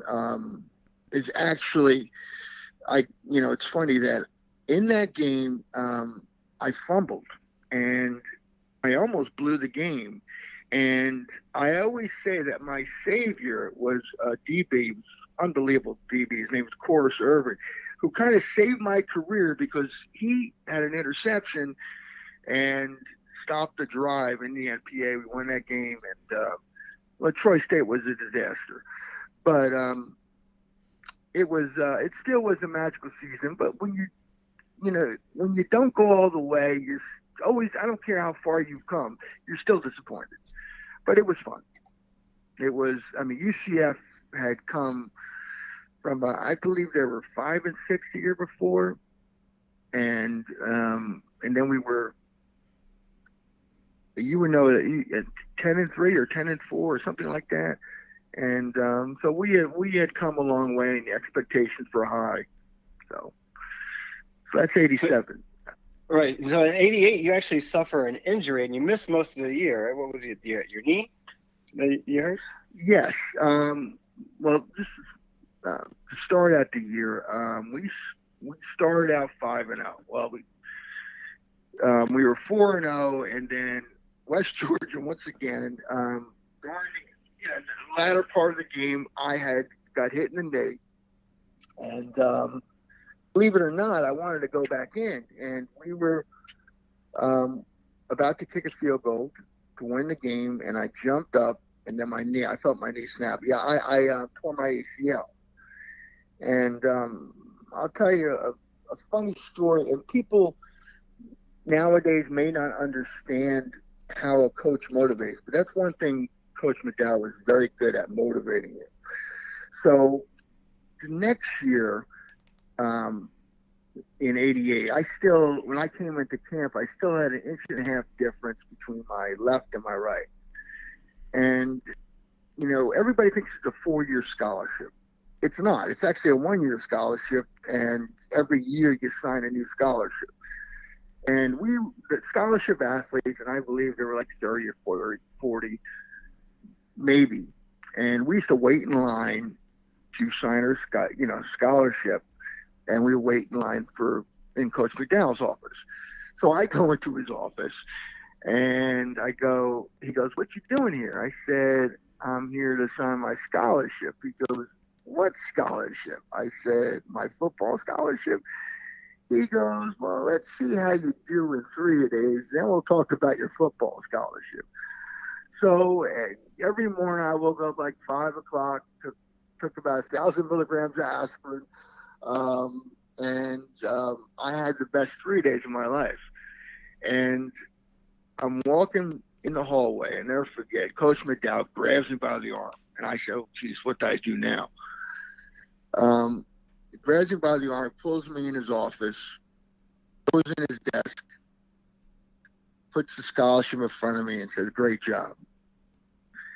And some people say, oh, he was going to take your scholarships. No, he motivated me.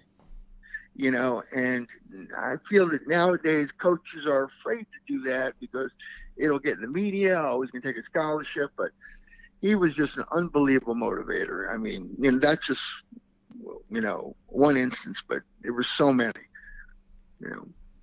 I'm sorry. Once again, did I answer your question or did I ramble on? No, that was perfect. That was perfect. So, well, you were part of the noise penalty game that year. Did you play in the game against Troy State, or was that after the injury? Okay, in which Troy State game? The one where we won at home, it was the famous noise penalty game. Yes. I had the last touchdown to put us up by, I think it was 6 or 7, whatever, or maybe 8. We were up by 1 point. Oh yes, I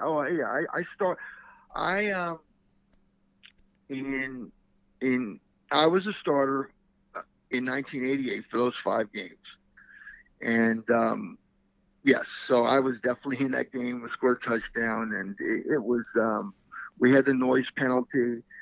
It was payback, and believe it or not, in the Troy State game in the playoffs, we basically did a spread formation the whole game, and I didn't even play because I wasn't in on spread. It was we tried something different and we got clobbered, but we made up for it the next year. And I think we were, at the time I got hurt, when we were 5-0, we were ranked top 10 in the country. And then some reason we ended up 6-5. But I won't take any blame for that because I was hurt those 6 games. Well, that's the reason we lost those games, I'm sure. Absolutely. I wasn't there, so.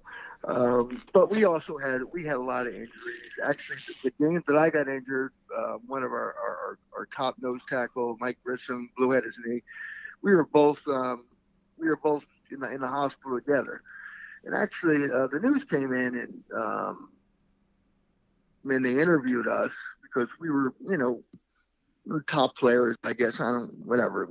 And but yeah, we had a very disappointing end of that season. Like I said, 6-5, and then we went to '89, and like I said, it's scholarship year to year, and basically every year you got to earn your spot. Now, I was the starter, from the 4th game on in '87, and then I was the starter in '88 for the first 5 games till I got hurt. Well, '89, I had, I was coming back from a knee injury, so first couple games, I was riding the bench, and I had got in. One of my proudest moments, I got in against East Tennessee State and had a 45-yard touchdown, and and my speed was back, and then I started the rest of the season, and I ended up MVP of that season. So I think we ended up either 7-3. I think we only played 10 games that year. Yeah, 7-3. 7-3, and it was wonderful. It was it was great. We were not eligible for the playoffs because we were in a transition year. Yeah. So we weren't eligible for Division II playoffs and Division I AA. So yeah, I'll let you ask your next question. Well, yeah. What's interesting about that, though, Mark, is if you think about that '89 team, obviously the last season UCF was going to be Division II school, but towards the end of the season, you guys beat 2 1AA teams in Liberty, who was ranked 9th at the time, and then number 4 Eastern Kentucky. You beat Eastern Kentucky by 1, Liberty by a field goal. How much confidence did that give you guys as a program, knowing you're going to transition the next year, knowing that really at the end of the season when you guys really didn't have a playoff opportunity, that you guys still went out and proved yourself against 2 teams that you would eventually be seeing again next season? Well, I'm going to be honest. That team was so talented, especially, we had, on offense, we had Sean Beckton, we had we had Perry at fullback. We had the same offensive line for 3 years. I can name it: Greg Marsden, Derek Connor, Andrew Bishop, Alex Goforth, and if I forget the fifth one. Anyway, we had Bob Fatolsky, we had Rick Hamilton on defense. So although we had a great season, we had a lot. Oh, Ray Irvin. We had so much talent. But back then, kids weren't recruited like they are now. So these kids kind of ended up at UCF because they didn't have the opportunities. But we were very talented. So it didn't really surprise us, but we went into the next year very confident. Yeah, that next year was one of the biggest seasons in UCF history, 1990. We started off, we beat Troy State again early in the year. Mm-hmm. They were, I guess, probably our biggest rival at the time, would you say? Oh, no. Our biggest rival at the time was definitely Georgia Southern. Georgia Southern was the thorn in our side. I guess, Troy State, one or two, but if you're going to say rival, that's a team that you can't beat, or, they always have your number. And, I had 26 yards against Georgia Southern during the season, but we still lost. And, but it was definitely a magical season. There's no doubt. Every game, we were dominant. We ended up 8-3 in the season. I'll never forget. We were at I forget the dorm. Village Inn was it Collegiate Village Inn? Yeah, and Collegiate Village Inn, and we were watching television, and we were watching the ranking, and we were, I believe, number 18, but there were two schools, I think it was Grambling or Jackson State, that had a yearly game, and they were ineligible for the playoffs because of that game. And we made it in. So we were like number 16, and we had to play Youngstown the first game. And I'll never forget, because I got tears in my eyes. My career wasn't over, and we were getting to play one more game, and it was, we were so excited. It was just, one of the greatest moments of my life wasn't just winning that game, but it was finding out that we were in the playoffs. And obviously we went over there, and I actually had the best game of my life. And the reason that I probably had the best game is that I didn't want to get tackles, because they had this turf, and it was so hard. When you hit the turf, it felt like you were falling on pure concrete. So I did not want to go down. And we won that game with 24-21 on a winning field goal by Franco Grillo. And it was something, and we got, national recognition, and I believe I got National Player of the Week for 1AA on, I forget what, we're going back 30 something years. USA Today. That's it. And it was something, and we were confident, that we could win the next one against William and Mary. And I'll let you ask your next question. Well, yeah, a couple of things just to clean up. That you're right. Shame on us. UCF is 1-10 all time against Georgia Southern. You never beat them. You were 0-5 in your time at UCF. So it was definitely a good rivalry. But take us on the field after that game. So Franco Grillo, as you mentioned, 0 time left on the clock. Kicks the ball through.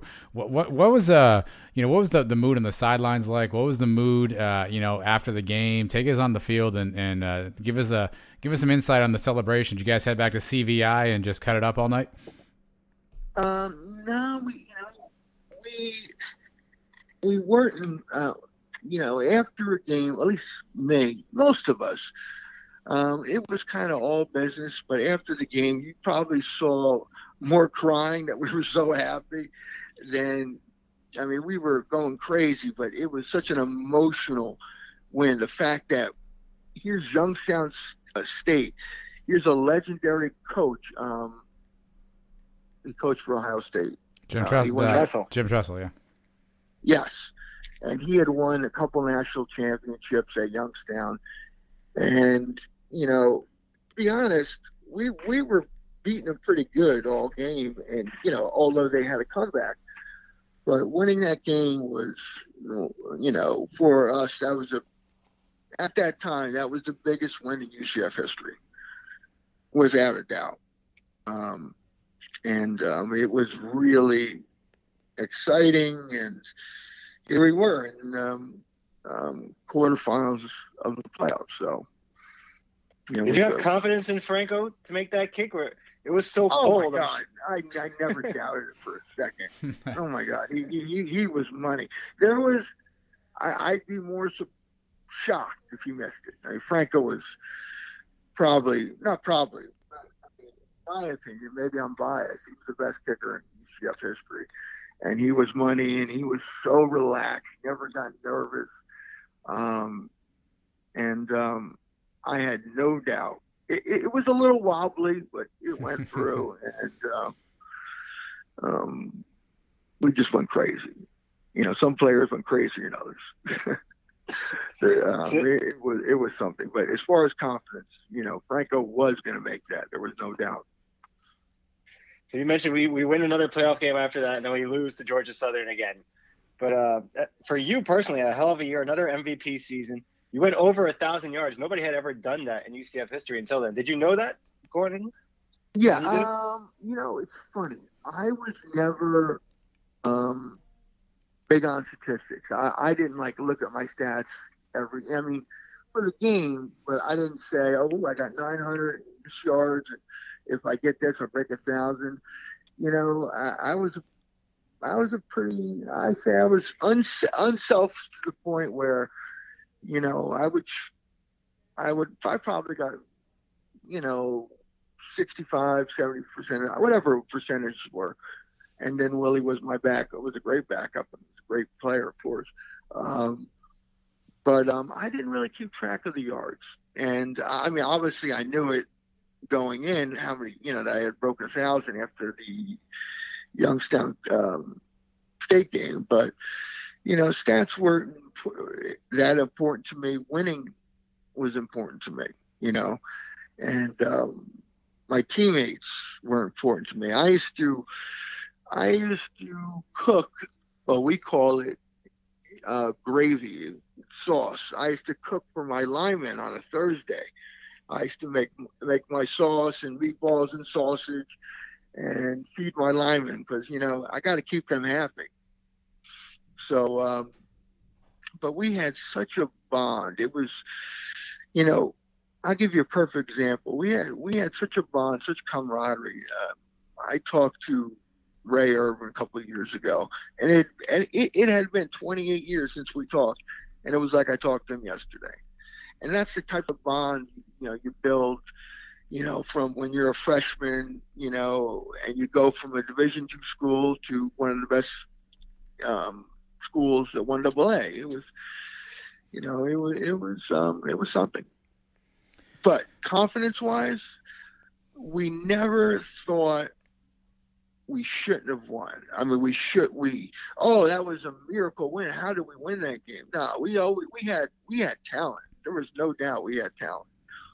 And,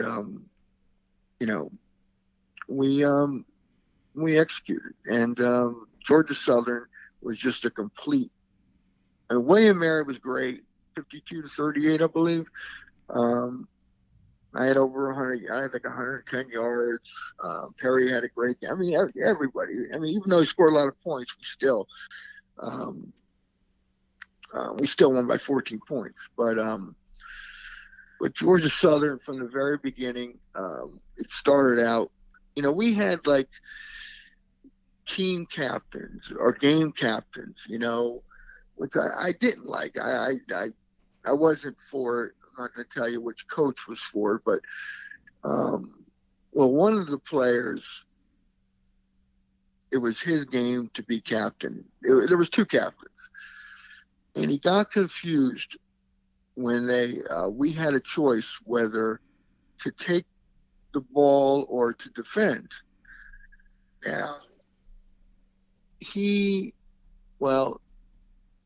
what did he do? He deferred. No, he didn't defer.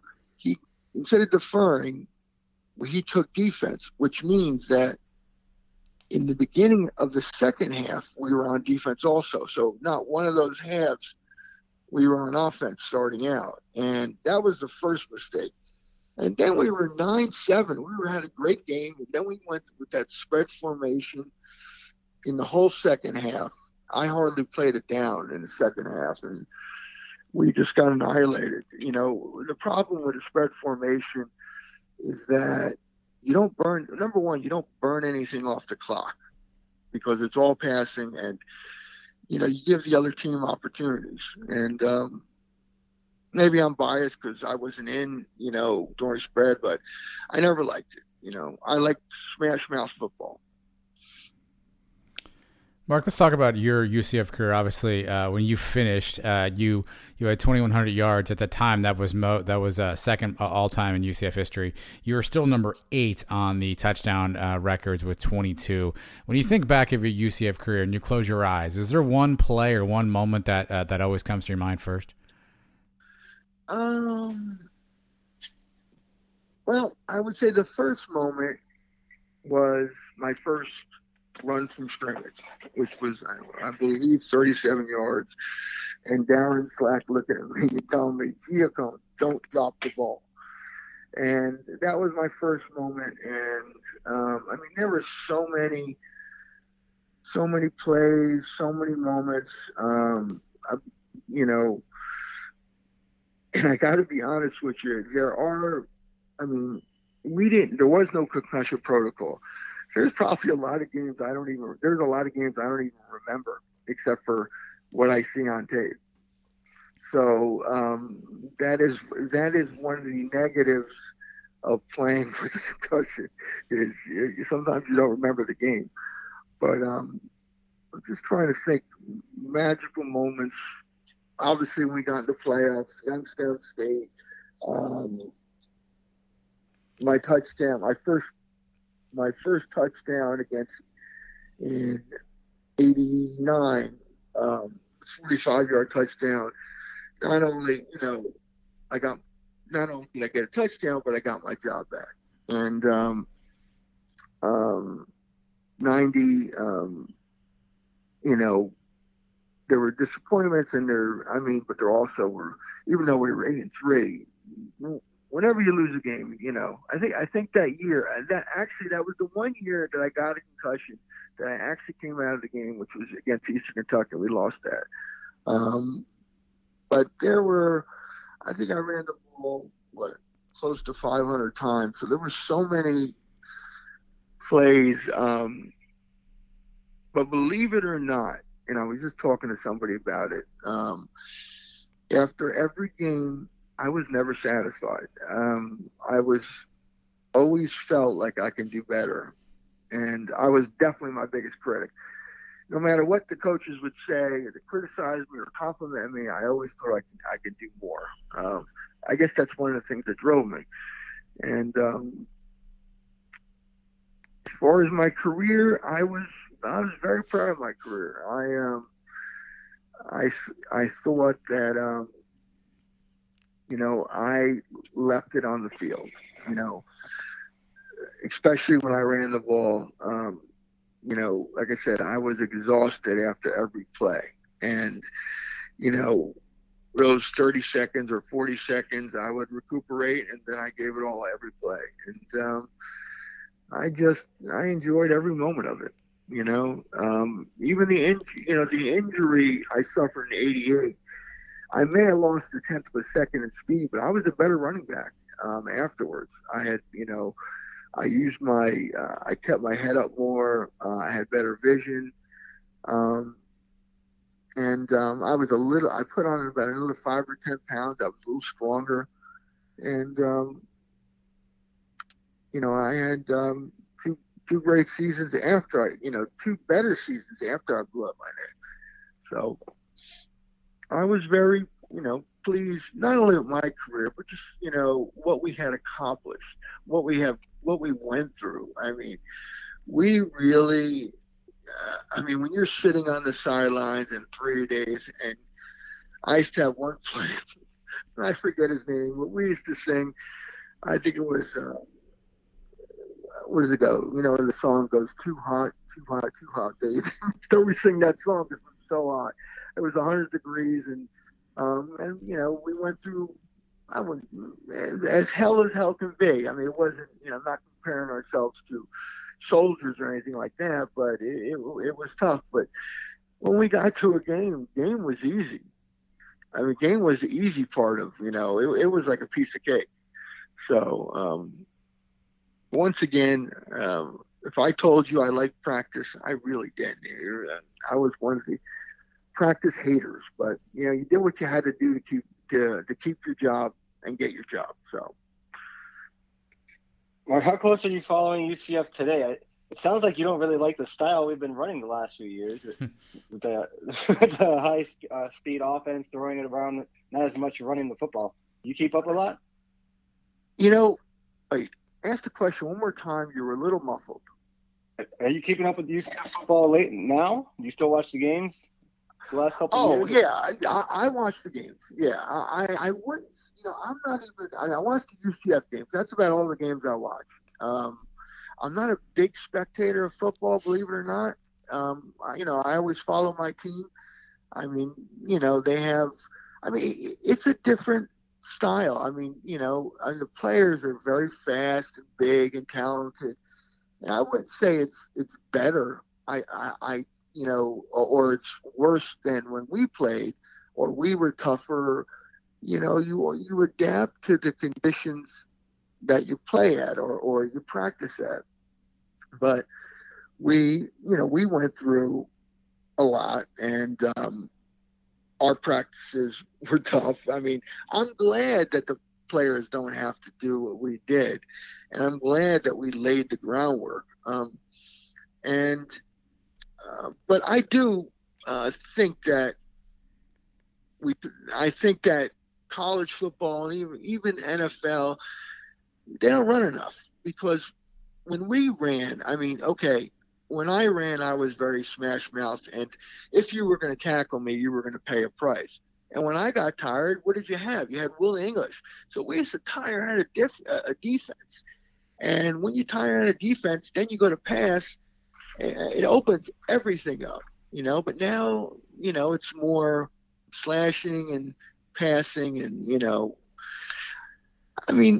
I'd be lying if I said I like it more, but it doesn't mean it's better or worse. But, I'm biased. Well, Mark, we definitely appreciate you taking some time and walking us down memory lane here. We end every interview with a few random sort of rapid fire questions about, could be anything with music, movies, and sports, anything thrown in between. So are you ready to listen and hear and answer our rapid fire questions? Sure. All right. So while we are recording this, in the time period we're recording this, the Olympics are going on, the Summer Olympics. Mark, what is your favorite Olympic sport to watch? The favorite Olympic sport to watch?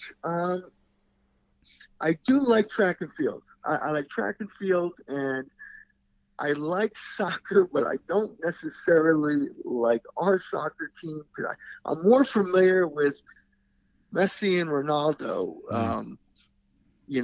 But I would say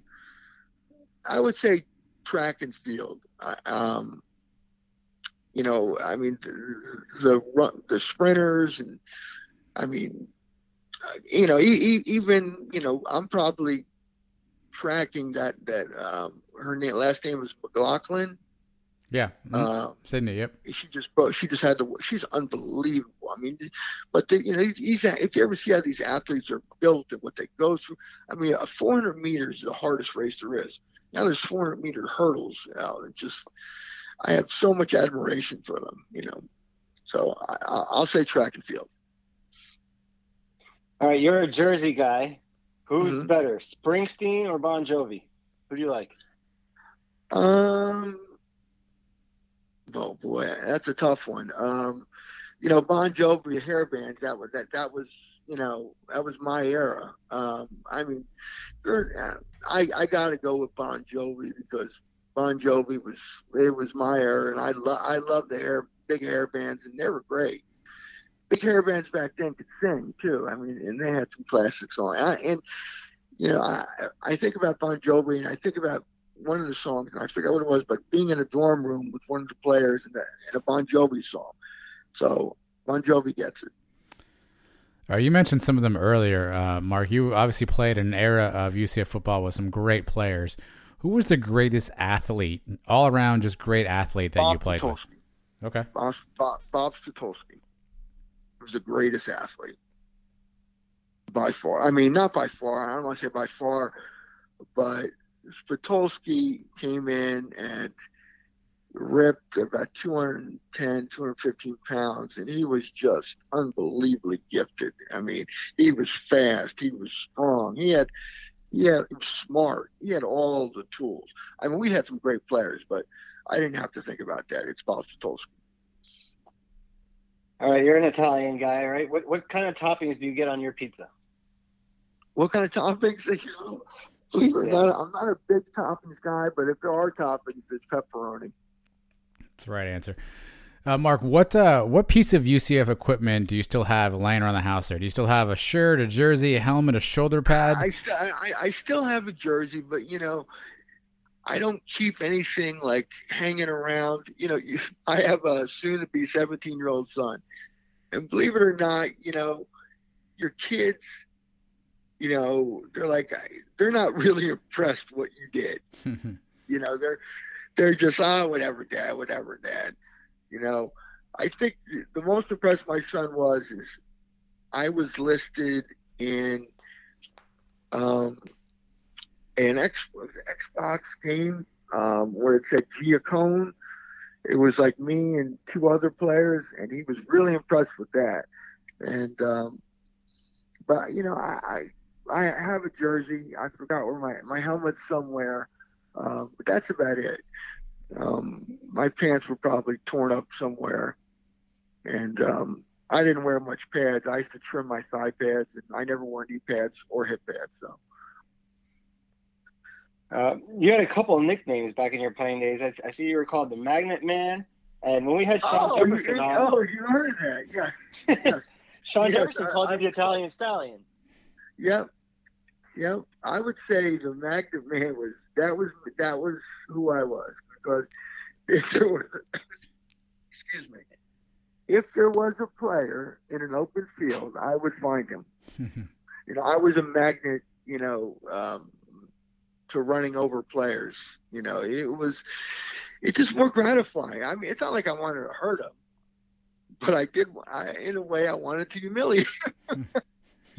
I don't know. It made the contact of the game is what I enjoyed. I really enjoyed the contact. I enjoyed mano going against somebody.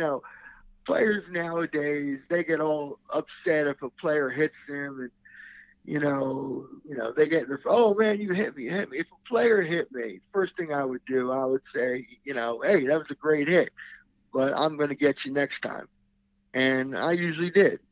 But, it was expected, if you got hit, if you went across the middle, whatever, if you weren't looking where you were going, you got hit, except for going for the knees. But if you got a good hit, then, good for you, But, I'm going to come back and I'm going to get you. So, but Magnet Man, that was probably the most appropriate name for me, because I would be a magnet to the defenders. Well, Mark, we're glad you were a magnet to the podcast tonight, because Mike and I really enjoyed this walk down memory lane, and you giving maybe the young listeners a history lesson on UCF. And look, we can't thank you enough for taking the time out to join us. Obviously, it was my pleasure, and I do apologize if I rambled on. No, it was fantastic, Mark. We definitely appreciate it, and hopefully we'll get a chance to catch up with you again real soon. Oh, I'd love to. Thanks so much for having me on. Thanks, Mark. I'm Jeff Allen. Join me each week for unique yet common sense opinions on sports. on the Jeff Allen Sports Talk Podcast.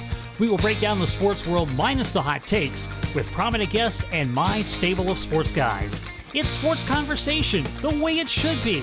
Search Jeff Allen Sports Talk wherever you get your podcasts or go to jeffallensportstalk.com.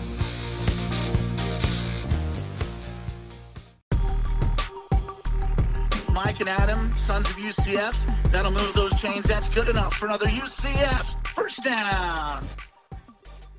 We will get you your cows in just a few moments, Mike. Mark Giacone, UCF legend, obviously a big part of UCF football history. Again, one of the guys who was kind of a record setter in his time before when he left, and obviously things have changed since then with a lot of guys playing. But still good to catch up with Mark Giacone and remember some of those things. Probably the biggest thing I'd forgotten about was how much we never beat Georgia Southern. We talk about it from time to time on the show, but I always forget that, and it's crazy when you bring it back up.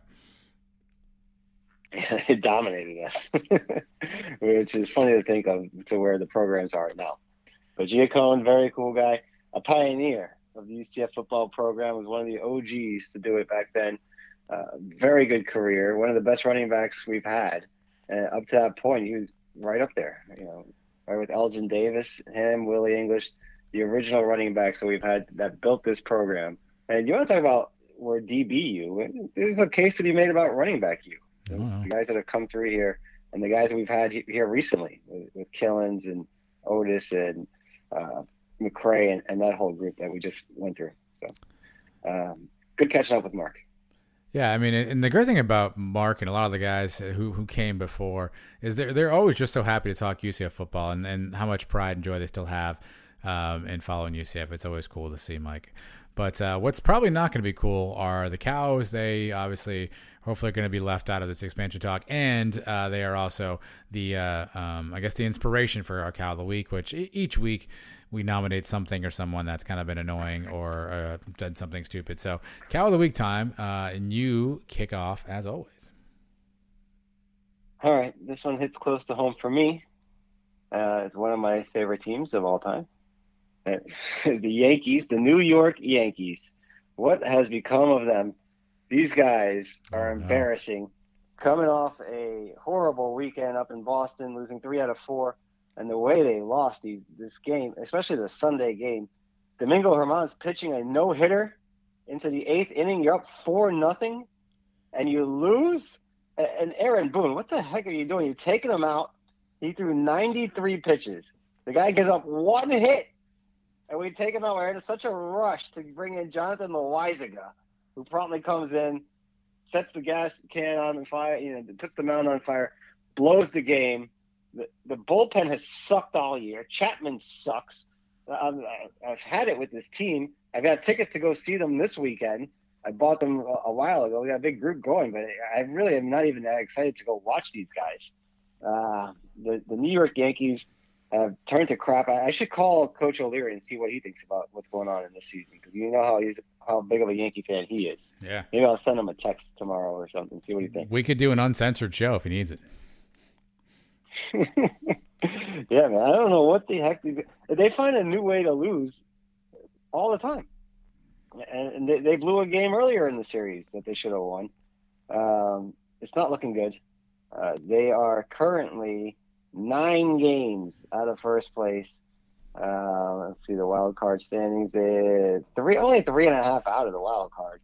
So, I mean, the Yankees are not going to give up. They'll probably be buyers here at the trade deadline, even though it looks like this team is going nowhere fast. Is Aaron Boone survive? Is he back next year? I mean, Aaron Boone is only the coach because Brian Cashman wanted him to be – he's basically a puppet. It's what a lot of Major League Baseball teams do now. They hire a coach that they can control, and they tell what to do.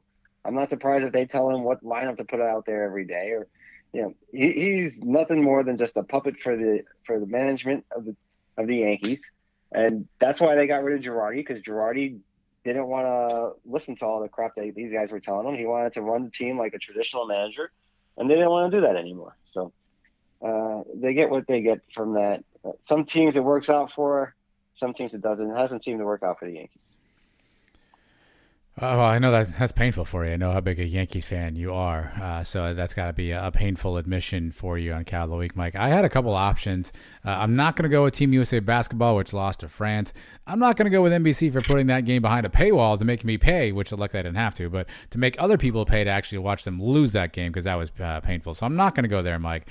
I'm going to go with a football player, a college football player named Tate Martell. Mike, are you familiar with Tate Martell?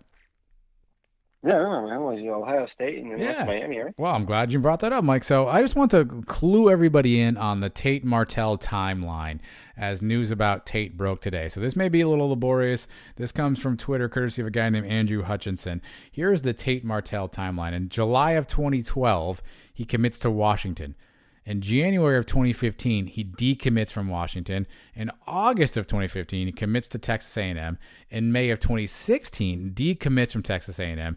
In June of 16, commits to Ohio State. Feb of 17, actually signs with Ohio State. August of 17th is named the third-string QB behind J.T. Barrett and Joe Burrow. June 15th of 2018, he's named the backup Dwayne Haskins for the 2018 season. At the end of 2018, December, he declares that he's going to be the starting quarterback for Ohio State in 2019. January 2019, enters the portal. January 15th, transfers to Miami. August 12th, 2019, loses that battle at Miami. August 15th, becomes a wide receiver, August 30th, goes back to quarterback. September of 20, opts out of the season for COVID. January of 21, intends to return to Miami. January of 21, enters the transfer portal. And today, Mike, July 25th, he reportedly is now transferring to UNLV, where he has 2 years of eligibility remaining. So your Tate Martell timeline, a college football player, by the way, takes you all the way from July 25th, 2012 to July 25th, 2021. And it includes 6 schools in that time period. So Tate Martell, this is Cow of the Week worthy. It hasn't seemed to be able to make up his mind and find a place to play and compete, and now heading to UNLV, his 6th school, and again, in 8 years of being involved in college football. I can pretend like I just listened to everything you said, but as soon as you started mentioning Tate Martell, I started Googling, and I came across his sister, Rylee Martell. And now I'm just looking at her Instagram page, and you could have named every school possible. I really have no idea what you just said. Hold on, no, I'm going to Google this. Yeah, hold on. I have fallen down the Rylee Martell rabbit hole, and maybe the end of my night here. You want to wrap up this show here? There's a lot going on there, yeah. Yeah, there's Holy moly. There's a lot going on there. Yeah, okay. Well, good for her and good for him. I get. Well, maybe not. I don't know. And so that's Mike Callaway, Tate Martell. Find a school for crying out loud. And that might completes our show. I know we had promised a full Olympic breakdown. I don't know. Do you have any Olympic coverage you want to get to really quickly? Yeah, we suck at basketball. I mean, embarrassing. We're losing to France. This team is not going to win a medal. I'm sorry. Not even close. We're not a gold, not a silver, not a bronze. It's an embarrassment, right? I was excited to turn on the TV the other day, and we have 3-on-3 basketball is an Olympic sport now. I thought that was pretty interesting. I didn't know that was a thing, but it is a. The coolest thing has been the robot shooting the basketball. You saw that? I saw the robot. Looked just like Taco. It did, yeah. He shoots like Taco and everything, except he makes long distance shots. But that's kind of freaky. Once they develop these robots to actually move around faster, it's gonna be weird. They programmed it. The guy was making half-court shots like no problem. Like Steph Curry. Yeah, he was good. I should also mention, Mike, the Florida TNT, which is the TBT team, the basketball tournament team, features UCF guys Tristan Spurlock, Keith Clanton, and Matt Williams. They advanced. They're going to be playing in, I believe it's the end of this week. They will be on ESPN. This is the winner-take-all tournament here where $1 million is on the line. So they have advanced, although they weren't a high seed. So if you still want to catch some UCF basketball players that are out there, again, this is a fun matchup. I think they're going to be in the Columbus Center. I think they're coming up here soon towards the end of the week. So stick around. Make sure to tune in for the Florida TNT. And congrats to those guys for getting a chance to continue to play a little bit of basketball. Good for them, yeah, and it can make some big money here. $1 million, nothing to sneeze at.